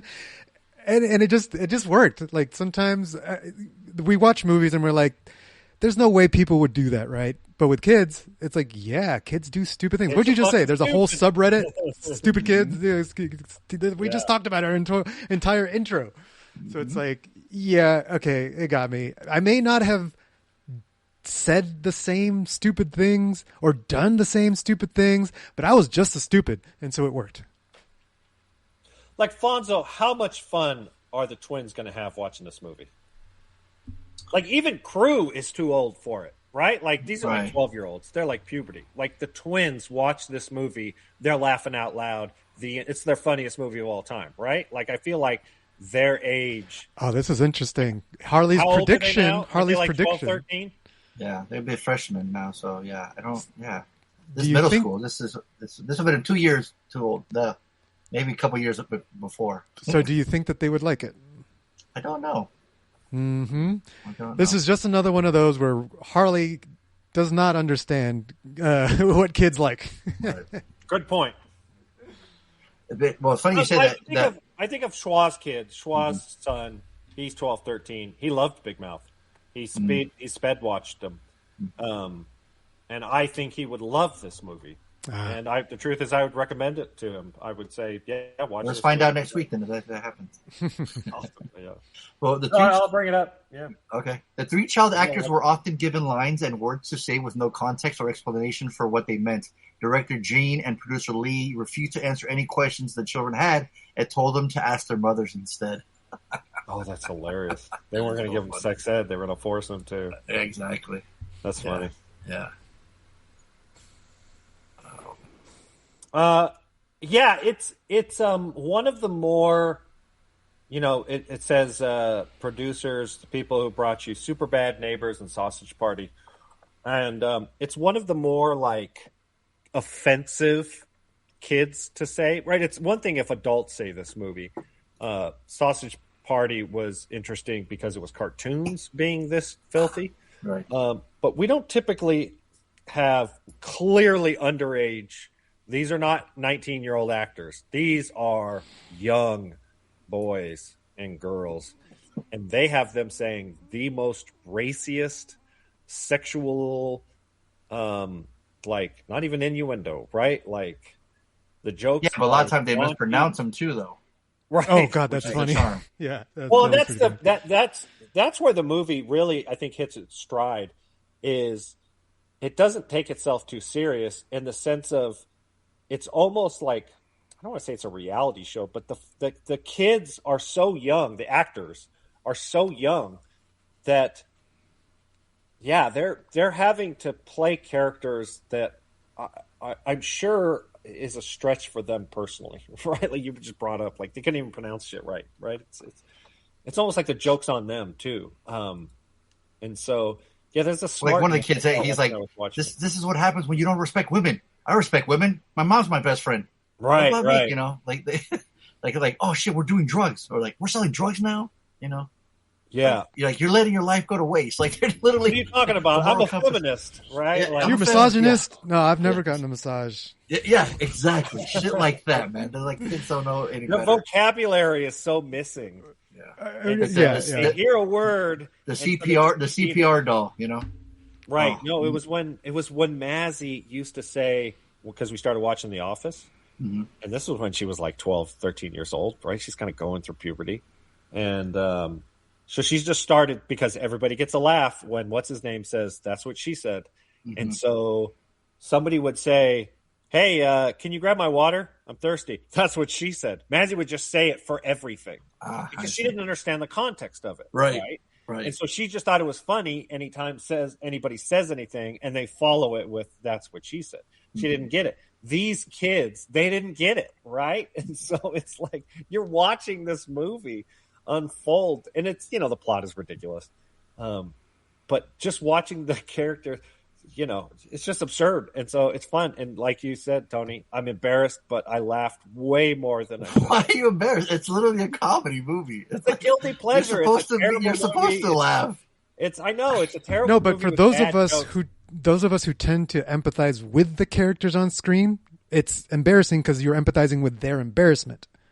And so that's why we feel that. And so that's why, like, I remember being embarrassed by saying dumb things. And that's what they're experiencing right now. So, but it still works. Like, it was still entertaining. Right. It wasn't to the point where I hated watching it because I got some anxiety, which has happened before in other comedies. Right. Sure. There's an innocence to the kids that I think the movie does a good job of retaining. You know, the kiss is just this huge deal, right? Right. He wants to marry this girl, you know. Right. Oh yeah. No, totally. They're gonna practice on a CPR doll, which is clearly not freaks, bro. Spoiler alert! It's a sex doll. Oh my god! When the dude comes to buy the card, you're not a pedophile, are you? Like, dude, they just get from one crazy adventure to the other. And look, you check all the boxes of a pedophile. Oh, yeah, exactly. Like, yo, you can't. You're like, what? Dude, when they go to the fucking college dorm room and the boys wearing the mask, and he's just like, that whole action set piece I fucking was dying with the paintball. That shit was awesome. That shit right, and then we get some action. I thought I had a good time with the paintball action. Dude, one of the guys punches the kid. He's like, I got punched in the face. Oh man, it's so funny. Like throughout the whole movie, it's just funny, man. It's just the relation. Like, okay, it's 3 little bad boys too, man. Come on, they're homies. Oh my goodness, Beanbag boys for life. If you were saying it, you know, like I think they even said like, didn't they even say Beanbag boys for life? They did, yeah. Like, right, that was a thing. Yeah, multiple times. We even had a T-1000 kind of chase scene with the girl. Yeah, it's a T-1000 chase scene. Did some parkour shit. It was just that funny as hell. And then when Homeboy got his arm fucking popped off his shoulder, when he stood up and his arm's just hanging, it just kept getting more and more ridiculous. He's like, I know where I can land this drone, and just going through his house. Like, dude, the liquor store, the cop, dude, he was so funny. He was just ready to go home. He didn't care what y'all did. That was my favorite scene. I'm watching the trailer when the kid comes. He's got the fucking beer bottle shoved down his pants, so it looks like he's got a fucking gigantic novelty-sized cock. And the kind of cops like, I wanted him to like roll with it, like the cops like, whoa, you know. I thought it was funny where he's like, "Hey, this coffee's free. I'm a cop. I get it for free." He just walked away. He just wanted to go home. He didn't want anything to do with it, you know. And they're like, "Oh, now we're on the run," you know. Just things like that were saying, you know. What about the freeway scene? Holy shit, that's freaking oh my god, so bad. That was the most annoying scene because that clearly would never happen in real life, right? Dude, it's a comedy, right? Because everything else is like entirely possible. Right, everything else in the movie was flawed. Yeah, right. Yeah. I mean, everything else is like it's entirely possible that every single sex toy is perfectly clean, but one of them smells like shit. Right. You're like, oh, these are nunchucks. Yeah, it smells like shit. Oh god. What do they call them? Anal? It's anal. It's anal. Ooh, fancy. Oh, I'll wear this later. No, they from the guys. Well, Harley, like I said, from the guys who brought you Superbad, Neighbors, and Sausage Party. So there you go. Right. No, they clearly put in some real thought into the jokes and the fact that it was kids and not adults making these jokes. Right. Because we've seen those teen comedies before, right? But a coming to age, a little middle school kids like that, you know? Right. Like the little Soaring kid, the little popular kid, you know? Even he was funny, you know? No, this is the youngest. You got 3 sip of beers? Wow, it's impressive. Yeah, I've had 4. I have many. My favorite was the rule kid. Like, to me, like, he kept making me laugh. Oh. Like him alone. Like he was just the funniest things. Just cracked me up. Lucas. Lucas. Yeah. Follow the rules, right? Yeah. Yeah. The mom. My mom's the best friend. That his lines cracked me up for sure. Oh yeah. He had some. He had the best lines. He was so funny, completely innocent. Just like they were all so funny. They all did a really good job, man. It was just so funny. I'm looking at Max's IMDb picture, and it doesn't even look like him because he's already that much older, right? Like he looks like a young man on his IMDb picture, and I'm like, that doesn't even look like the same kid, Jacob. Like here's a few things, right? Like it says, where it says, he's like, what is it? He's like, I have no idea. Max goes, that's a tampon. What's it for? Girls shove up their buttholes to stop babies from coming out. An 8th grader told me that. And then when Lucas goes, the human body is truly a mystery. Yes. And there's another where he says, what are you doing? Max goes, I'm getting rid of the drugs. I'm just going to throw it in the stream. It contaminate the water. We could throw it in the forest. It's a sex drug. What if a fox eats it and tries to fuck a squirrel? It'll kill him. Shit like that, man. It's funny. Or he says, she's a total nymphomaniac. She starts fires? No, she's a nymphomaniac. Right. Someone who has sex on land and sea. And sea. You had to bring us. What did you say? That you had us bring drugs to a fucking playground. It gets a high dollar. Yeah. Hey, there it is. I'd buy that for $1. I'd be willing to rewatch this. I mean, it would have to be with like, I don't know, it would have to be like drugs, with the right drugs. Right. Yep. Good call. Yeah, I started this and I was like, okay, it made me laugh once. I have to at least give it a low dollar. And then I kept laughing. I was like, okay, I guess this gets a solid $1. I'd buy that for $1. No. And it didn't end in a way that pissed me off, which is always what matters. It ended. Yeah, this is pretty wholesome. Yeah, that swing is for sexing, by the way. People do it. Yeah, I'll make this offer once. $400 to take it off your hands. No, we need $550.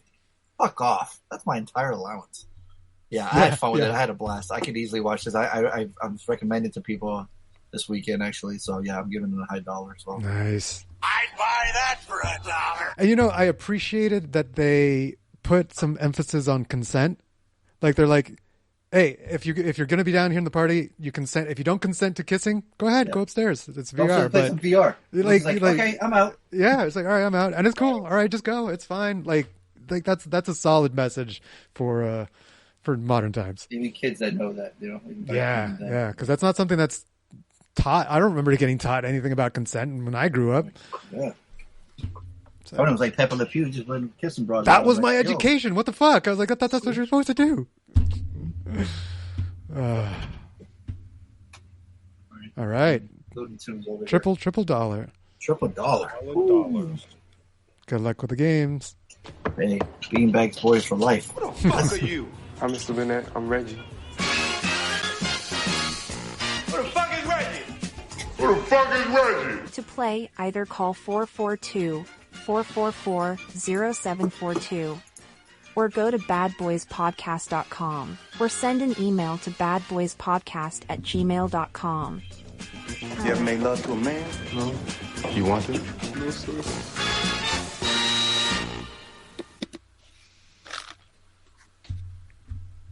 All right, here we go. Any calls? No calls. Everything's on. Everyone was submitted through the website, badboyspodcast.com. If you sign in, you can play the game and submit your picks for what we would rate the game, or the different movies, the different assignments. And you can gamble. Let's see. First up, we got Rob. Rob said, a waste for me. I get it. $1 for Fonso. So there you go. And $1 for Harley. Boom, 20 points. There you go. I have a feeling I fucked people over with this one. Angie said a waste for me. See? You beat me too. I was just going to say that, Tony. Tony's fucking everybody today. Yep. $1 for Fonso, $1 for Harley. 20 points. Reed said a waste for me. See? Yep. Fucked them all over.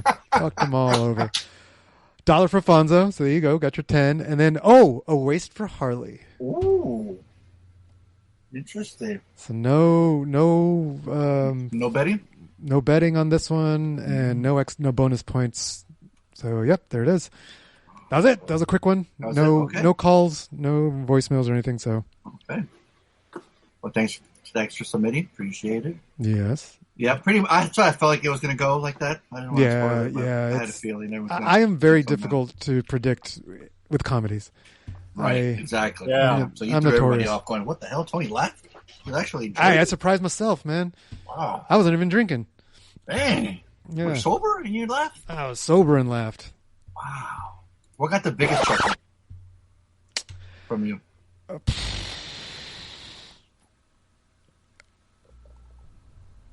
I think it's tough to say.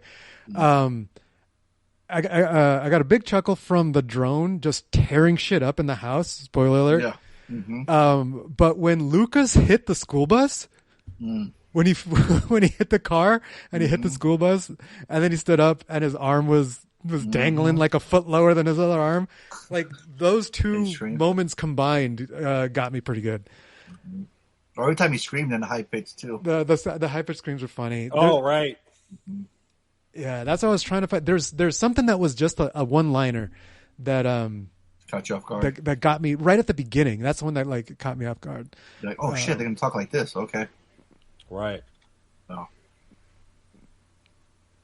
The raunchy comedy starring prepubescent boys. Hey, wait, he had 6. Right. 6 fucking pubes. That's right. No, that was a joke in Big Mouth. The pubes had characters. Oh wait, characters. What, the pubes had voices? Neither one of you guys watched Big Mouth? No. Oh. I couldn't. It was too cringe. Because you were too uncomfortable, right? Yeah, right. There's a dramatic component to Big Mouth. There's hours and hours and hours of the show because they did like 8 seasons or some shit. No, it's the funniest comedy. It's the funniest cartoon comedy of all time, in my mind. That's high praise.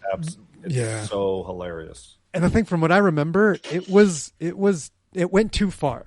Whereas this movie, The Good Boys, it stayed on the side of wholesome more than on raunchy. Like Big Mouth does take it like one step further because it goes a little too far for me. Because they can, yeah. They get really gross. Yeah. So. Yeah. All right. I think that's it. Yep, that's it. So extra credit time. I'm evil for extra credit.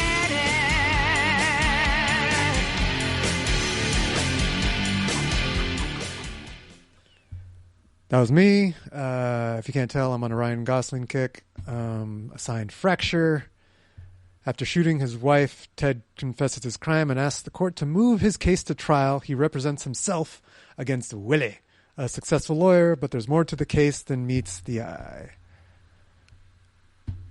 Yeah, Ryan Gosling plays a young hotshot lawyer who's like cocky, and he's like, "Oh yeah, I'll take on this case. It should be easy." And of course, it's nonetheless Devil's Advocate, right? Easy Isn't case. Your favorite movie of all time? Right, it was up there. It's up in the top 5, Right. top 3. But he goes up against it's like, oh, it's an easy case, and it ends up being Anthony Hopkins self-representing, playing the role of dumb, and then just kind of like, nope. Yeah, pull out the rug from under you. I was impressed with Anthony Hopkins' performance, where you get a little Hannibal the Cannibal. You get a bit of Hannibal Lecter, right? Like, he's fucking crazy, but he plays it so subdued. Mm-hmm. And then the opposite is the arrogant 25-year-old Ryan Gosling, who is like hasn't hit his peak, and so it's just perfect where he's kind of like an arrogant, like you said, the top dog lawyer, up and coming though. I really enjoyed that dynamic between the cat and mouse component of it. Mm-hmm. I thought both players played their role really well, and then there's kind of like a second reveal, right? Anthony Hopkins. So I thought the movie does a really nice job keeping a pace, which is otherwise kind of a boring movie, right? It's 20 years old now. It needs the pace for sure. Yeah, exactly. And there's some of the filler storylines with Rosamund Pike's character, with him like leaving the firm and going to another one, like all that kind of sub shit was kind of boring. To the point where I would have cut it out and made the movie an hour and 30 minutes long. But when we have them moving along that central plot of this guy admitted to killing his wife, and we all know he did, but now he's going to be found innocent of it. Spoiler alert. And then we get like the end of the double jeopardy thing. Like, that shit's fun. And so it's an interesting movie because it has like 3/4 of it is really good, and then 1/4 of it stinks. That's kind of a good point. The plot line with Rosamund Pike almost was unnecessary. It was. Yeah. I'm thinking about it, like, yeah, without her, like, she only added some tension, but in like a different dimension than the case. Like, it was just it was the, are you gonna take this case or come work at the big? It was like, oh, I'm gonna keep this case, and I was okay. That was maybe a little character development for his, for Ryan Gosling's, hotshot lawyer. But he wants to do this one last case because he wants to get the bad guy. It does help him through his arc. A little bit, right. And it's like, but they probably could have gotten away with some other writing for five minutes instead of 20. So I get it. Yeah, I see what you mean. It didn't add that much, but it didn't take too much away from me either. Like, I only noticed it now that you said it. I was like, oh, yeah, that's kind of a good point. But I wasn't bothered by it when I watched it. This was a extra credit for me. I've seen it before, and I do enjoy the cat and mouse. I mean, obviously, right? I enjoyed this, the lawyer, the courtroom drama. I too tend to like those kind of movies. So I'm guessing it was a homework for you guys. It was, yeah. Yes. Okay. So yeah, I'll let you guys talk. Well, I said most of what I have to say. Tony or Fonso, how did you feel? Yeah, I was getting very Hannibal Lecter vibes as well. He's just so fucking charismatic, right? I like the direction too. Very flashy, very cool aerial shots, and like the slow motion of him like throwing his shirt in the fire and then washing himself. I don't know, it's very. I remember Googling the director, and I was like, "Oh yeah, this guy did some shit." Oh, he did, huh? Yeah, he had a run in like the early 2000s. Oh, nice. Okay, yeah. No, I was thinking that too. I was thinking the direction, and you already got two powerhouse actors. They're going to deliver, right? And then you see other names too, right? Billy Bird, Dave Strahan. That whole reveal too when Anthony Hopkins had Billy Bird come in. No, just you, And he sees the photo on the wall, and he's like, "Wait a minute." Put two together, and like, "Oh shit!" And then he sees, like, dude, you just see him like just pure evil, right? Yeah. Like, he already did an evil act, but it just made him even more evil at that scene when they panned him and he's just standing there like, oh my god, this fucking dude. But then again, like, he's just like, oh yeah, this is an easy case. You know, he signed off as guilty, but then but it wasn't. And you're like, huh? Like, okay, and we start unraveling we got Cliff, and then Cliff Curtis showing up. Actually, Dude, you know, Camouflage Curtis. I'm going to call him because he can do any ethnic background. But he actually was playing like you played a normal play. No, he played like himself almost. You know, he didn't have to have an accent. So good. Well, for no, him. he didn't have a Kiwi accent. All right. Well, yeah, he had an American accent. So I guess So I guess he was trying an accent, but yeah, right. It wasn't. I guess it was in a Latin accent, I should say. Yeah, yeah. No, doesn't he play an Irishman in the Brave movie with Mel Gibson? Like, yeah, he's the second in command in Braveheart. Yeah, right. Fucking Scottish. He's in the Patriots. Red hair, did the Irish act. No, he's in it and he's good. I mean, it's backup. He's a talented actor too. Again, like I said, him, Dave Strait. You see other people too you've seen before. Yeah, and the young Gosling too, you know, and he's just playing the role of, like you say, cocky, you know. He's like, oh, I got this, I can handle this. And slowly but surely, he's getting more fast because, like, wait, why can't we find the gun in the house? It should be here. It shouldn't be that difficult. But I was thinking the direction. I was like, we're unraveling this mystery. You're unraveling with the actors. I was enjoying that too. Good procedure. And there's a fucking Porsche Carrera GT in it. That car we takes off in the beginning. Yeah. That's the car that killed Paul Walker. Oh, is that right? Yeah. That car sounded mean. It is mean. It's like the GOAT hypercar of all time. Like it sounded like it. Some of it is because Paul Walker died in one, but they are kind of death traps, especially compared to like what they are. Yeah, they're like high revving V10s with no traction control and like, they're Widowmakers, and so not why would anyone drive a lot of them have been wrecked, and they're worth millions. Yeah, value of a Carrera GT. Why would you drive one then? Well, isn't it just that iteration of them? Didn't they get better in the GT2s and 3s? No, the Carrera GT. I think you might be thinking of like 911 trims. Oh, maybe that's something. The Carrera GT. The Carrera GT wasn't a 911. It was a mid-engine with an all naturally aspirated V10. Aspirated. Thank you, Jesus. All 911s are flat pancake rear engine, 6 cylinders, turbocharged, non-turbocharged. But that's the 911. The Carrera GT that they made for just a year or two. But did it sound like it though? Did the engine sound? Yes, it was. They used it. It's a really like Formula One inspired, not inspired, but sounding because it's a small displacement, high revving V10. Oh wow! You hear that whine. Yeah, like the. I can't. I'll well, it was only made for like 3 years. Right there, you go. Dang. So they didn't make a lot. IMD or Google says they're worth between 1.4 and 2.2 million dollars, and they were originally less than $500,000. So they've appreciated 3 times in value since they were new. Dang. Okay, wait, hold on, fellas. I might have spoken too soon. Cliff Curtis played Detective Flores, so he might have been Spanish. Oh, he might have been Spanish. He's a Mexican. Oh, no. That's funny. By the way, they nailed it with the Carrera GT. Cool. I like the movie. I don't ever rewatch it. I would recommend it to people that are into, like Tony. You nailed it. I also fancy myself a courtroom drama. It's got a little bit of the what was it? Tom Cruise, A Few Good Men, courtroom drama. Yeah, so it has that that kind of like you said, Tom Cruise vibe. Ryan Gosling is very young. He was the same age as Rosamund Pike. Chris Evans auditioned for the role of Willie Beecham. Oh, speaking of Gray Man, he could have done it too. Whoa. Totally could have done it. This is kind of an up and coming Ryan Gosling, right? He hasn't hit peak. We haven't hit peak Gosling yet. I feel like we still haven't hit peak Gosling. That's how big this guy is. Right.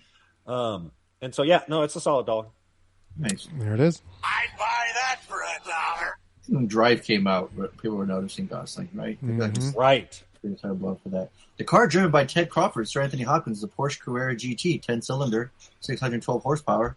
After 1,270 handcrafted pieces, Porsche canceled the series in April 2006. The price was about $670,000. Dang. Mm-hmm. Oh, this is an interesting fact, too. Jesus Christ. Really? What? We lost you again? The internet is This is bonking crazy. for sure. Wow. Yep, there he goes. All right, we should probably wrap it up. We're in the 2.5 hour mark. We get to that. Yeah. No, Yeah. Okay. Yeah. I give it $1. I like it. You give it $1? Yes. Cool. Solid $1. Yep, it gets my $1 again. Same thing we all said. I have nothing really to add. It's just solid courtroom drama. Absolutely. All right, here we go. Ooh, we got some bets this time. Nice. Ooh. All right, we've got Angie with $1 for me. Boom. $1 for Fonso. Hey, and $1 for Harley. Bam, bam, bam, bam. With a bonus point. With a bonus. Oh, I thought she bet. And she did bet. Ooh. Oh, let's see. Let's see what you got. Let's see. First, I need to get the all correct. 10 points. Add the bonus. And then she did a triple rating guess. Got it right. 10 points. Tripled up. 30 bonus points. Damn. Bam, bam, bam, bam. Yeah, she bet 10 points on that. Boom. Inception bomb, dude. All right. Yeah, we need a Hell yeah. Hell yeah. 30 extra points on that. Fucking A. Oh, yeah, we lost Harley. That bitch gone. Yep.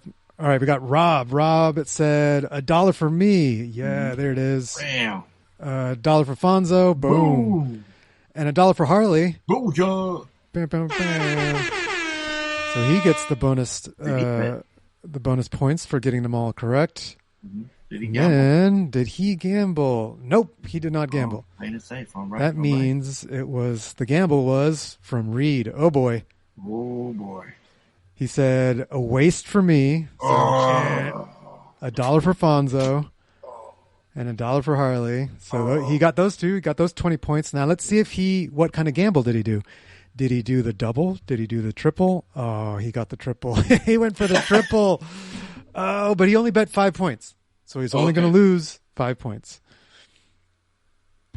Dang, he went for it. He thought I would. I thought you were going to like it. He thought I wasn't going to like it. It was your pick, too. Interesting. It was my pick. Maybe I didn't make it clear that I'd seen it before. I don't know. Well, you shouldn't. But hey, I didn't. Hey, I'm not supposed to spoil it, right? Exactly. That's what happened. See, he took the shot. He took his chance. But... All right. So that's it. That's all the picks, all the gambling, the most points this week, then? All the points. Let's see where we're at this week. We have just read the standings right now. Angie's. He said, "Oh, he's back." Yeah, it sure will come back any minute. So we've got Angie peeling away from the pack at 330 points. Rob is holding it in second place, 270. Art's coming up in third place with 120. Nice. And Reed has made it off the starting line with 35 points. All right, Reed, let's go. Come on, man. All right, so that means he bet 5 points. Oh, nice. Yeah. Reed bet 5 points and lost them. Angie bet 10 points and won on the triple.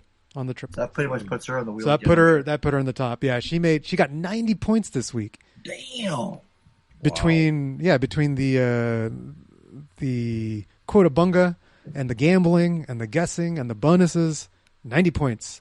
Rob got 60 points. This season, we got points. Yeah, you wanted points? Here's the points. That's right. You got points, Rob. Say hello to my little points. Rob, if you would have bet in that last one, you would have got it. Right. Yeah. 60 points and then Reed 25 points. Points. Bad points everywhere. Art did not get assigned points from... Oh, okay. So I need to count. Art just got the 40 points from the game, from the Quotabunga. So that's still, he's on the board, but Angie's a leader this week. Right. So we get another, she gets to Congratulations. Yeah, congratulations. Chance to be on the wheel again. Your crushed it this week. Name's going back on the wheel this week. Yeah. See, even if you don't win quarter bunker, you can still get more points, but it just helps. You know, it adds up. There's a lot of points happening. A lot of points happening this season. Oh yeah. All right, so it's time to spin the wheel. Spin that wheel. I'll add Angie's name to the slice of the wheel. I got to keep asking Harley something to make sure he's still there. Make sure Harley's still there. Okay. Yeah, sorry. No, clearly Tony's not the only one with internet issues. Guess not. What the hell? So we're shuffle. I'm trying to hurry up and just finish before we lose internet forever. Hurry before it. Yeah. So shuffle, spinning. No, Angie again? No, it's Harley. Oh, Harley homework. Woo! Harley HW. Harley, congrats. You got homework this week, buddy. Homework. Check your syllabus, son. All right, so while you're checking that, we are going to spin again. Second assignment. Uh-oh, it's going to double homework. Oh, that's definitely double homework. What the hell? Fonso homework. Shit. Damn. Oh, sucking now.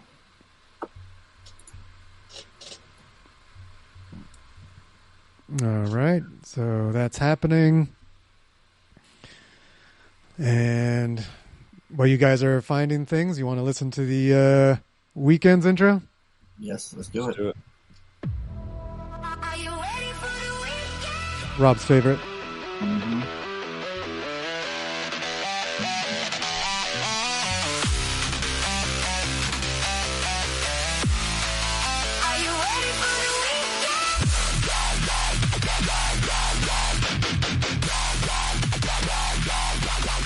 Everybody hoes. Are you ready for the... Yep.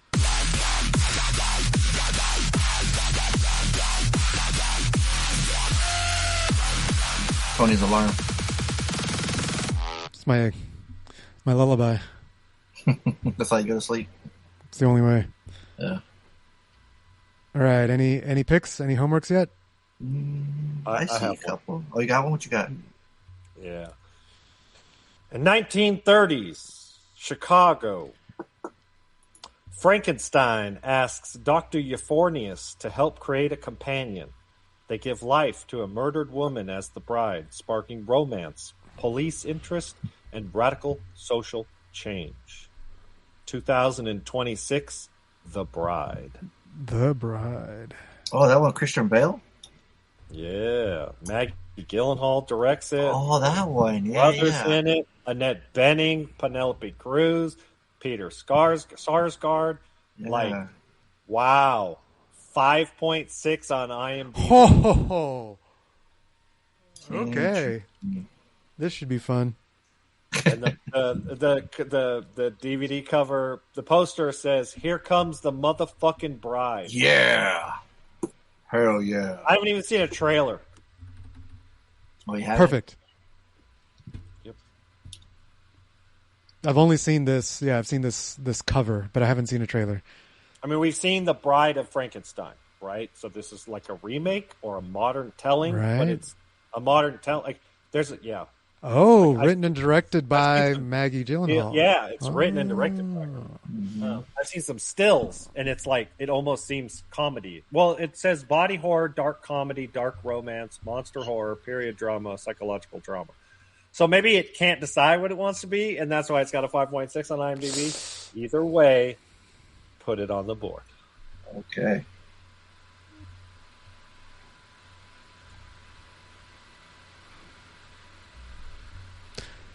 All right. Fonso, do you have something, or do you want to talk about Let's go weekends. I'm still going through my syllabus. Cool. Yeah. Harley, do you have weekends that you remember? Sure. Chris had some friends from Humboldt come out and visit for a real short weekend. They just stayed one night. They were actually kind of passing through town, kind of like you and Laney. And so we had a very nice time. We kind of went just for a little hike. They're big outdoorsy people. And so that was fun. They were good, really nice couple that Chris has known forever. Right. I've only met them. I think this is the third time I've hung out with them, and this is by far the most time I ever had with them. And we had a wonderful time. It was great. I hope they come back again. Cool. Chris just hung out with them when she went out in Humboldt a couple weeks ago. I don't know if you guys remember. And so that we did kind of the tour, give them Mount Shasta, go up on the mountain. We did a little hiking, so that was cool. Friday, I finally got back on my mountain bike, so that was good. Although my legs are weak like linguine. Did I mention, I probably didn't, because I haven't talked much about it, that I was offered a job working for the county? Oh, you mentioned a job. Right. Oh, okay. So, long story short, Chris and I were talking. We've been talking. She does all the budgeting and stuff, and so we had known that we'd have to go back to work. It was just a matter of when and for how long. And we had basically decided that ideally we would both go back to work in the fall, right? And she was offered the job at COS where she had worked before. Very part-time, just 3 days a week, working from home, which is really sweet, low stress. The problem with that is if I find it like a temp job too, or not temp, but like part-time, then we don't have benefits. But we make enough money where we have to start paying for health insurance, so it's a real bitch. Or real expensive, I should say. Tony, you guys might be in something similar. I don't know. No, you work full-time. You must have benefits through work. Yep. But I switched over to Laney's. Oh, yeah. So even better. Great. So you can pick and choose. So we had great benefits when Chris was at COS full-time. But now that she's only part-time, she doesn't have access to the benefits. Yep. So I applied for a full-time job, kind of managing a warehouse for the county for like emergency response stuff. And so there's that sounds familiar. I'm not even 100% sure like what the job is. They weren't explicitly clear. But the pay was right, and it's, I got benefits, and so it's a full-time job working for the county. So with that comes all the bells and whistles of, working for a government agency. Yeah. And, and I'm not a fucking hypocrite like all the other fake ass libertarians around here who collect paychecks from the government and then bitch and complain about it. So about having to pay taxes. So yeah, no, that's cool. I start on Monday. Next weekend, Chris and I are going to go to a music festival down in Central California. But you'll hear about that next week. And as a result, we'll bump the podcast. So I guess I'm getting ahead of myself. But I start my new job next week. Oh, cool. Nice. True. So that's my weekend. And we're trying to, get a bunch of shit in before then. So, but it's been hot. Yesterday and today I got hot. Actually, I had to fire up the air conditioner for the first time. And yeah, that's it. What about you? I'll go. It was pretty simple weekend for me. I'll start with Thursday. We were, because Lainey started a new job, 410s, so 4 days a week, 10 hours a day.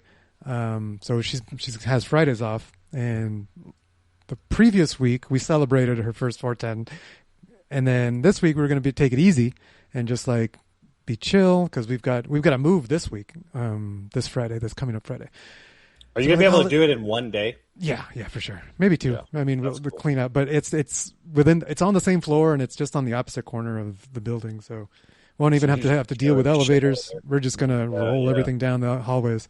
Oh, nice. Super cool. Yeah. But on Thursday she got stuck. Let me just say she had in case coworkers listen, she had a stressful day. And she came home and she's like, yeah, we had agreed we weren't going to drink this weekend. She's like, yeah, no, I need a shot. Oh, no. I was like, yes. So we drank on Thursday, and then just a little bit, like not too much, because she wanted to get some chores done on Friday. So on Friday, she got some chores done, did it around the house. I drank a little bit. I started day drinking that day while working. and I don't remember most of it, but apparently I talked to my boss at some point and handled it, and everything's good. At least I think so. We'll see if I get a notice that I'm fired. But yeah, no, I work from home, and so I was just working and drinking, and I guess I drank too much, but it was at the end of the day, not a big deal. Saturday, just chilled. Today we had a birthday party for Fawn's kid, turned 1 year old. So my nephew. Already won? Yeah, dude. Yeah, it's already won. Damn. So went to go celebrate for a couple hours over at his place. Yeah, chill. It was definitely hot. It was hotter than I expected. I wore jeans because I was like, oh, I'm going to play with the kids. And so not jeans, but pants. And I was like, I wish I wore shorts. I was like, fuck. It's definitely got hot. But yeah, chill. That's it. Nothing too crazy. Nice. Yeah, mine was chill too. I just, like I said, just went to the movies with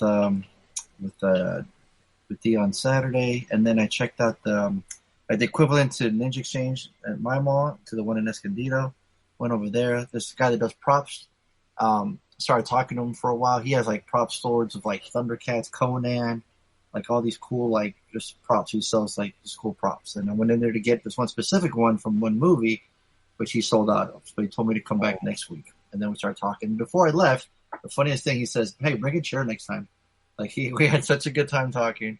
And he recommended 2 movies, so I was gonna make one my syllabus, but I have another one I've been wanting to watch, which I'll pick out right now. It's from 2000, directed by Alejandro G. Inarritu.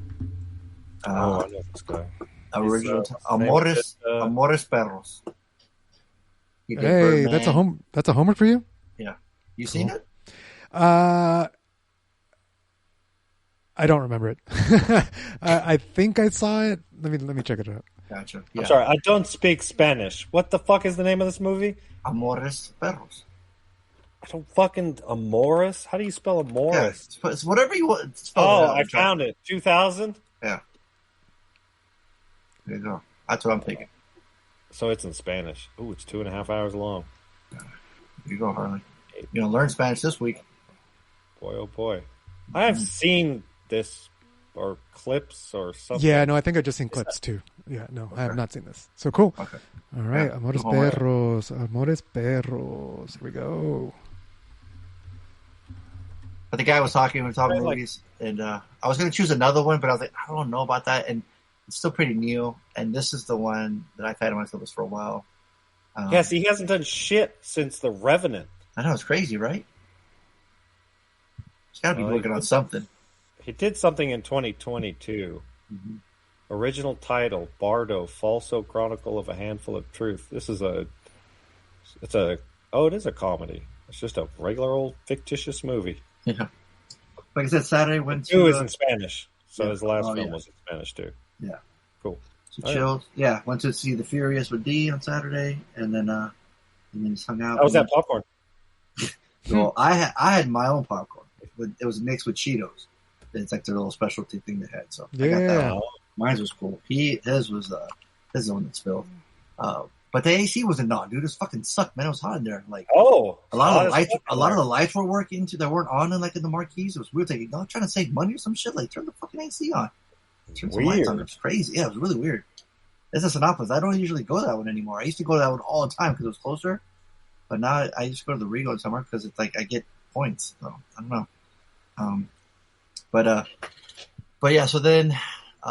And then Sunday chilled, and then I went over to this place called Crackheads. I've never been before. It's called Crackheads. It's called Crackheads. It's in Oceanside. They have one in Carlsbad too, but they had like a bar in the middle. It's like an outdoor venue. It's like a bar in the middle, bunch of bench seats everywhere, and on the back there's 4 storage units, and all 4 storage units are restaurants. One offers tacos, one offers Thai food, one offers smash burgers, and one offers coffee. And they were closed, so they only had 3. But it was just a cool little chill area. And yeah, that's why I was like, oh shit, I gotta go. It was like 5:37 or something before I left. Like, oh, I gotta leave, gotta record. so I bounced and left, and then made it here. But yeah, pretty chill weekend though, for sure. Right on. Yeah. So I think that's it, man. That's going to conclude episode 781 of the Bad Boys Podcast. We just randomly rant about all things movies. I've been your Beanbag Boys for Life host, saying we ride together. We die together. MCP, Bad Boys for Life. Hey.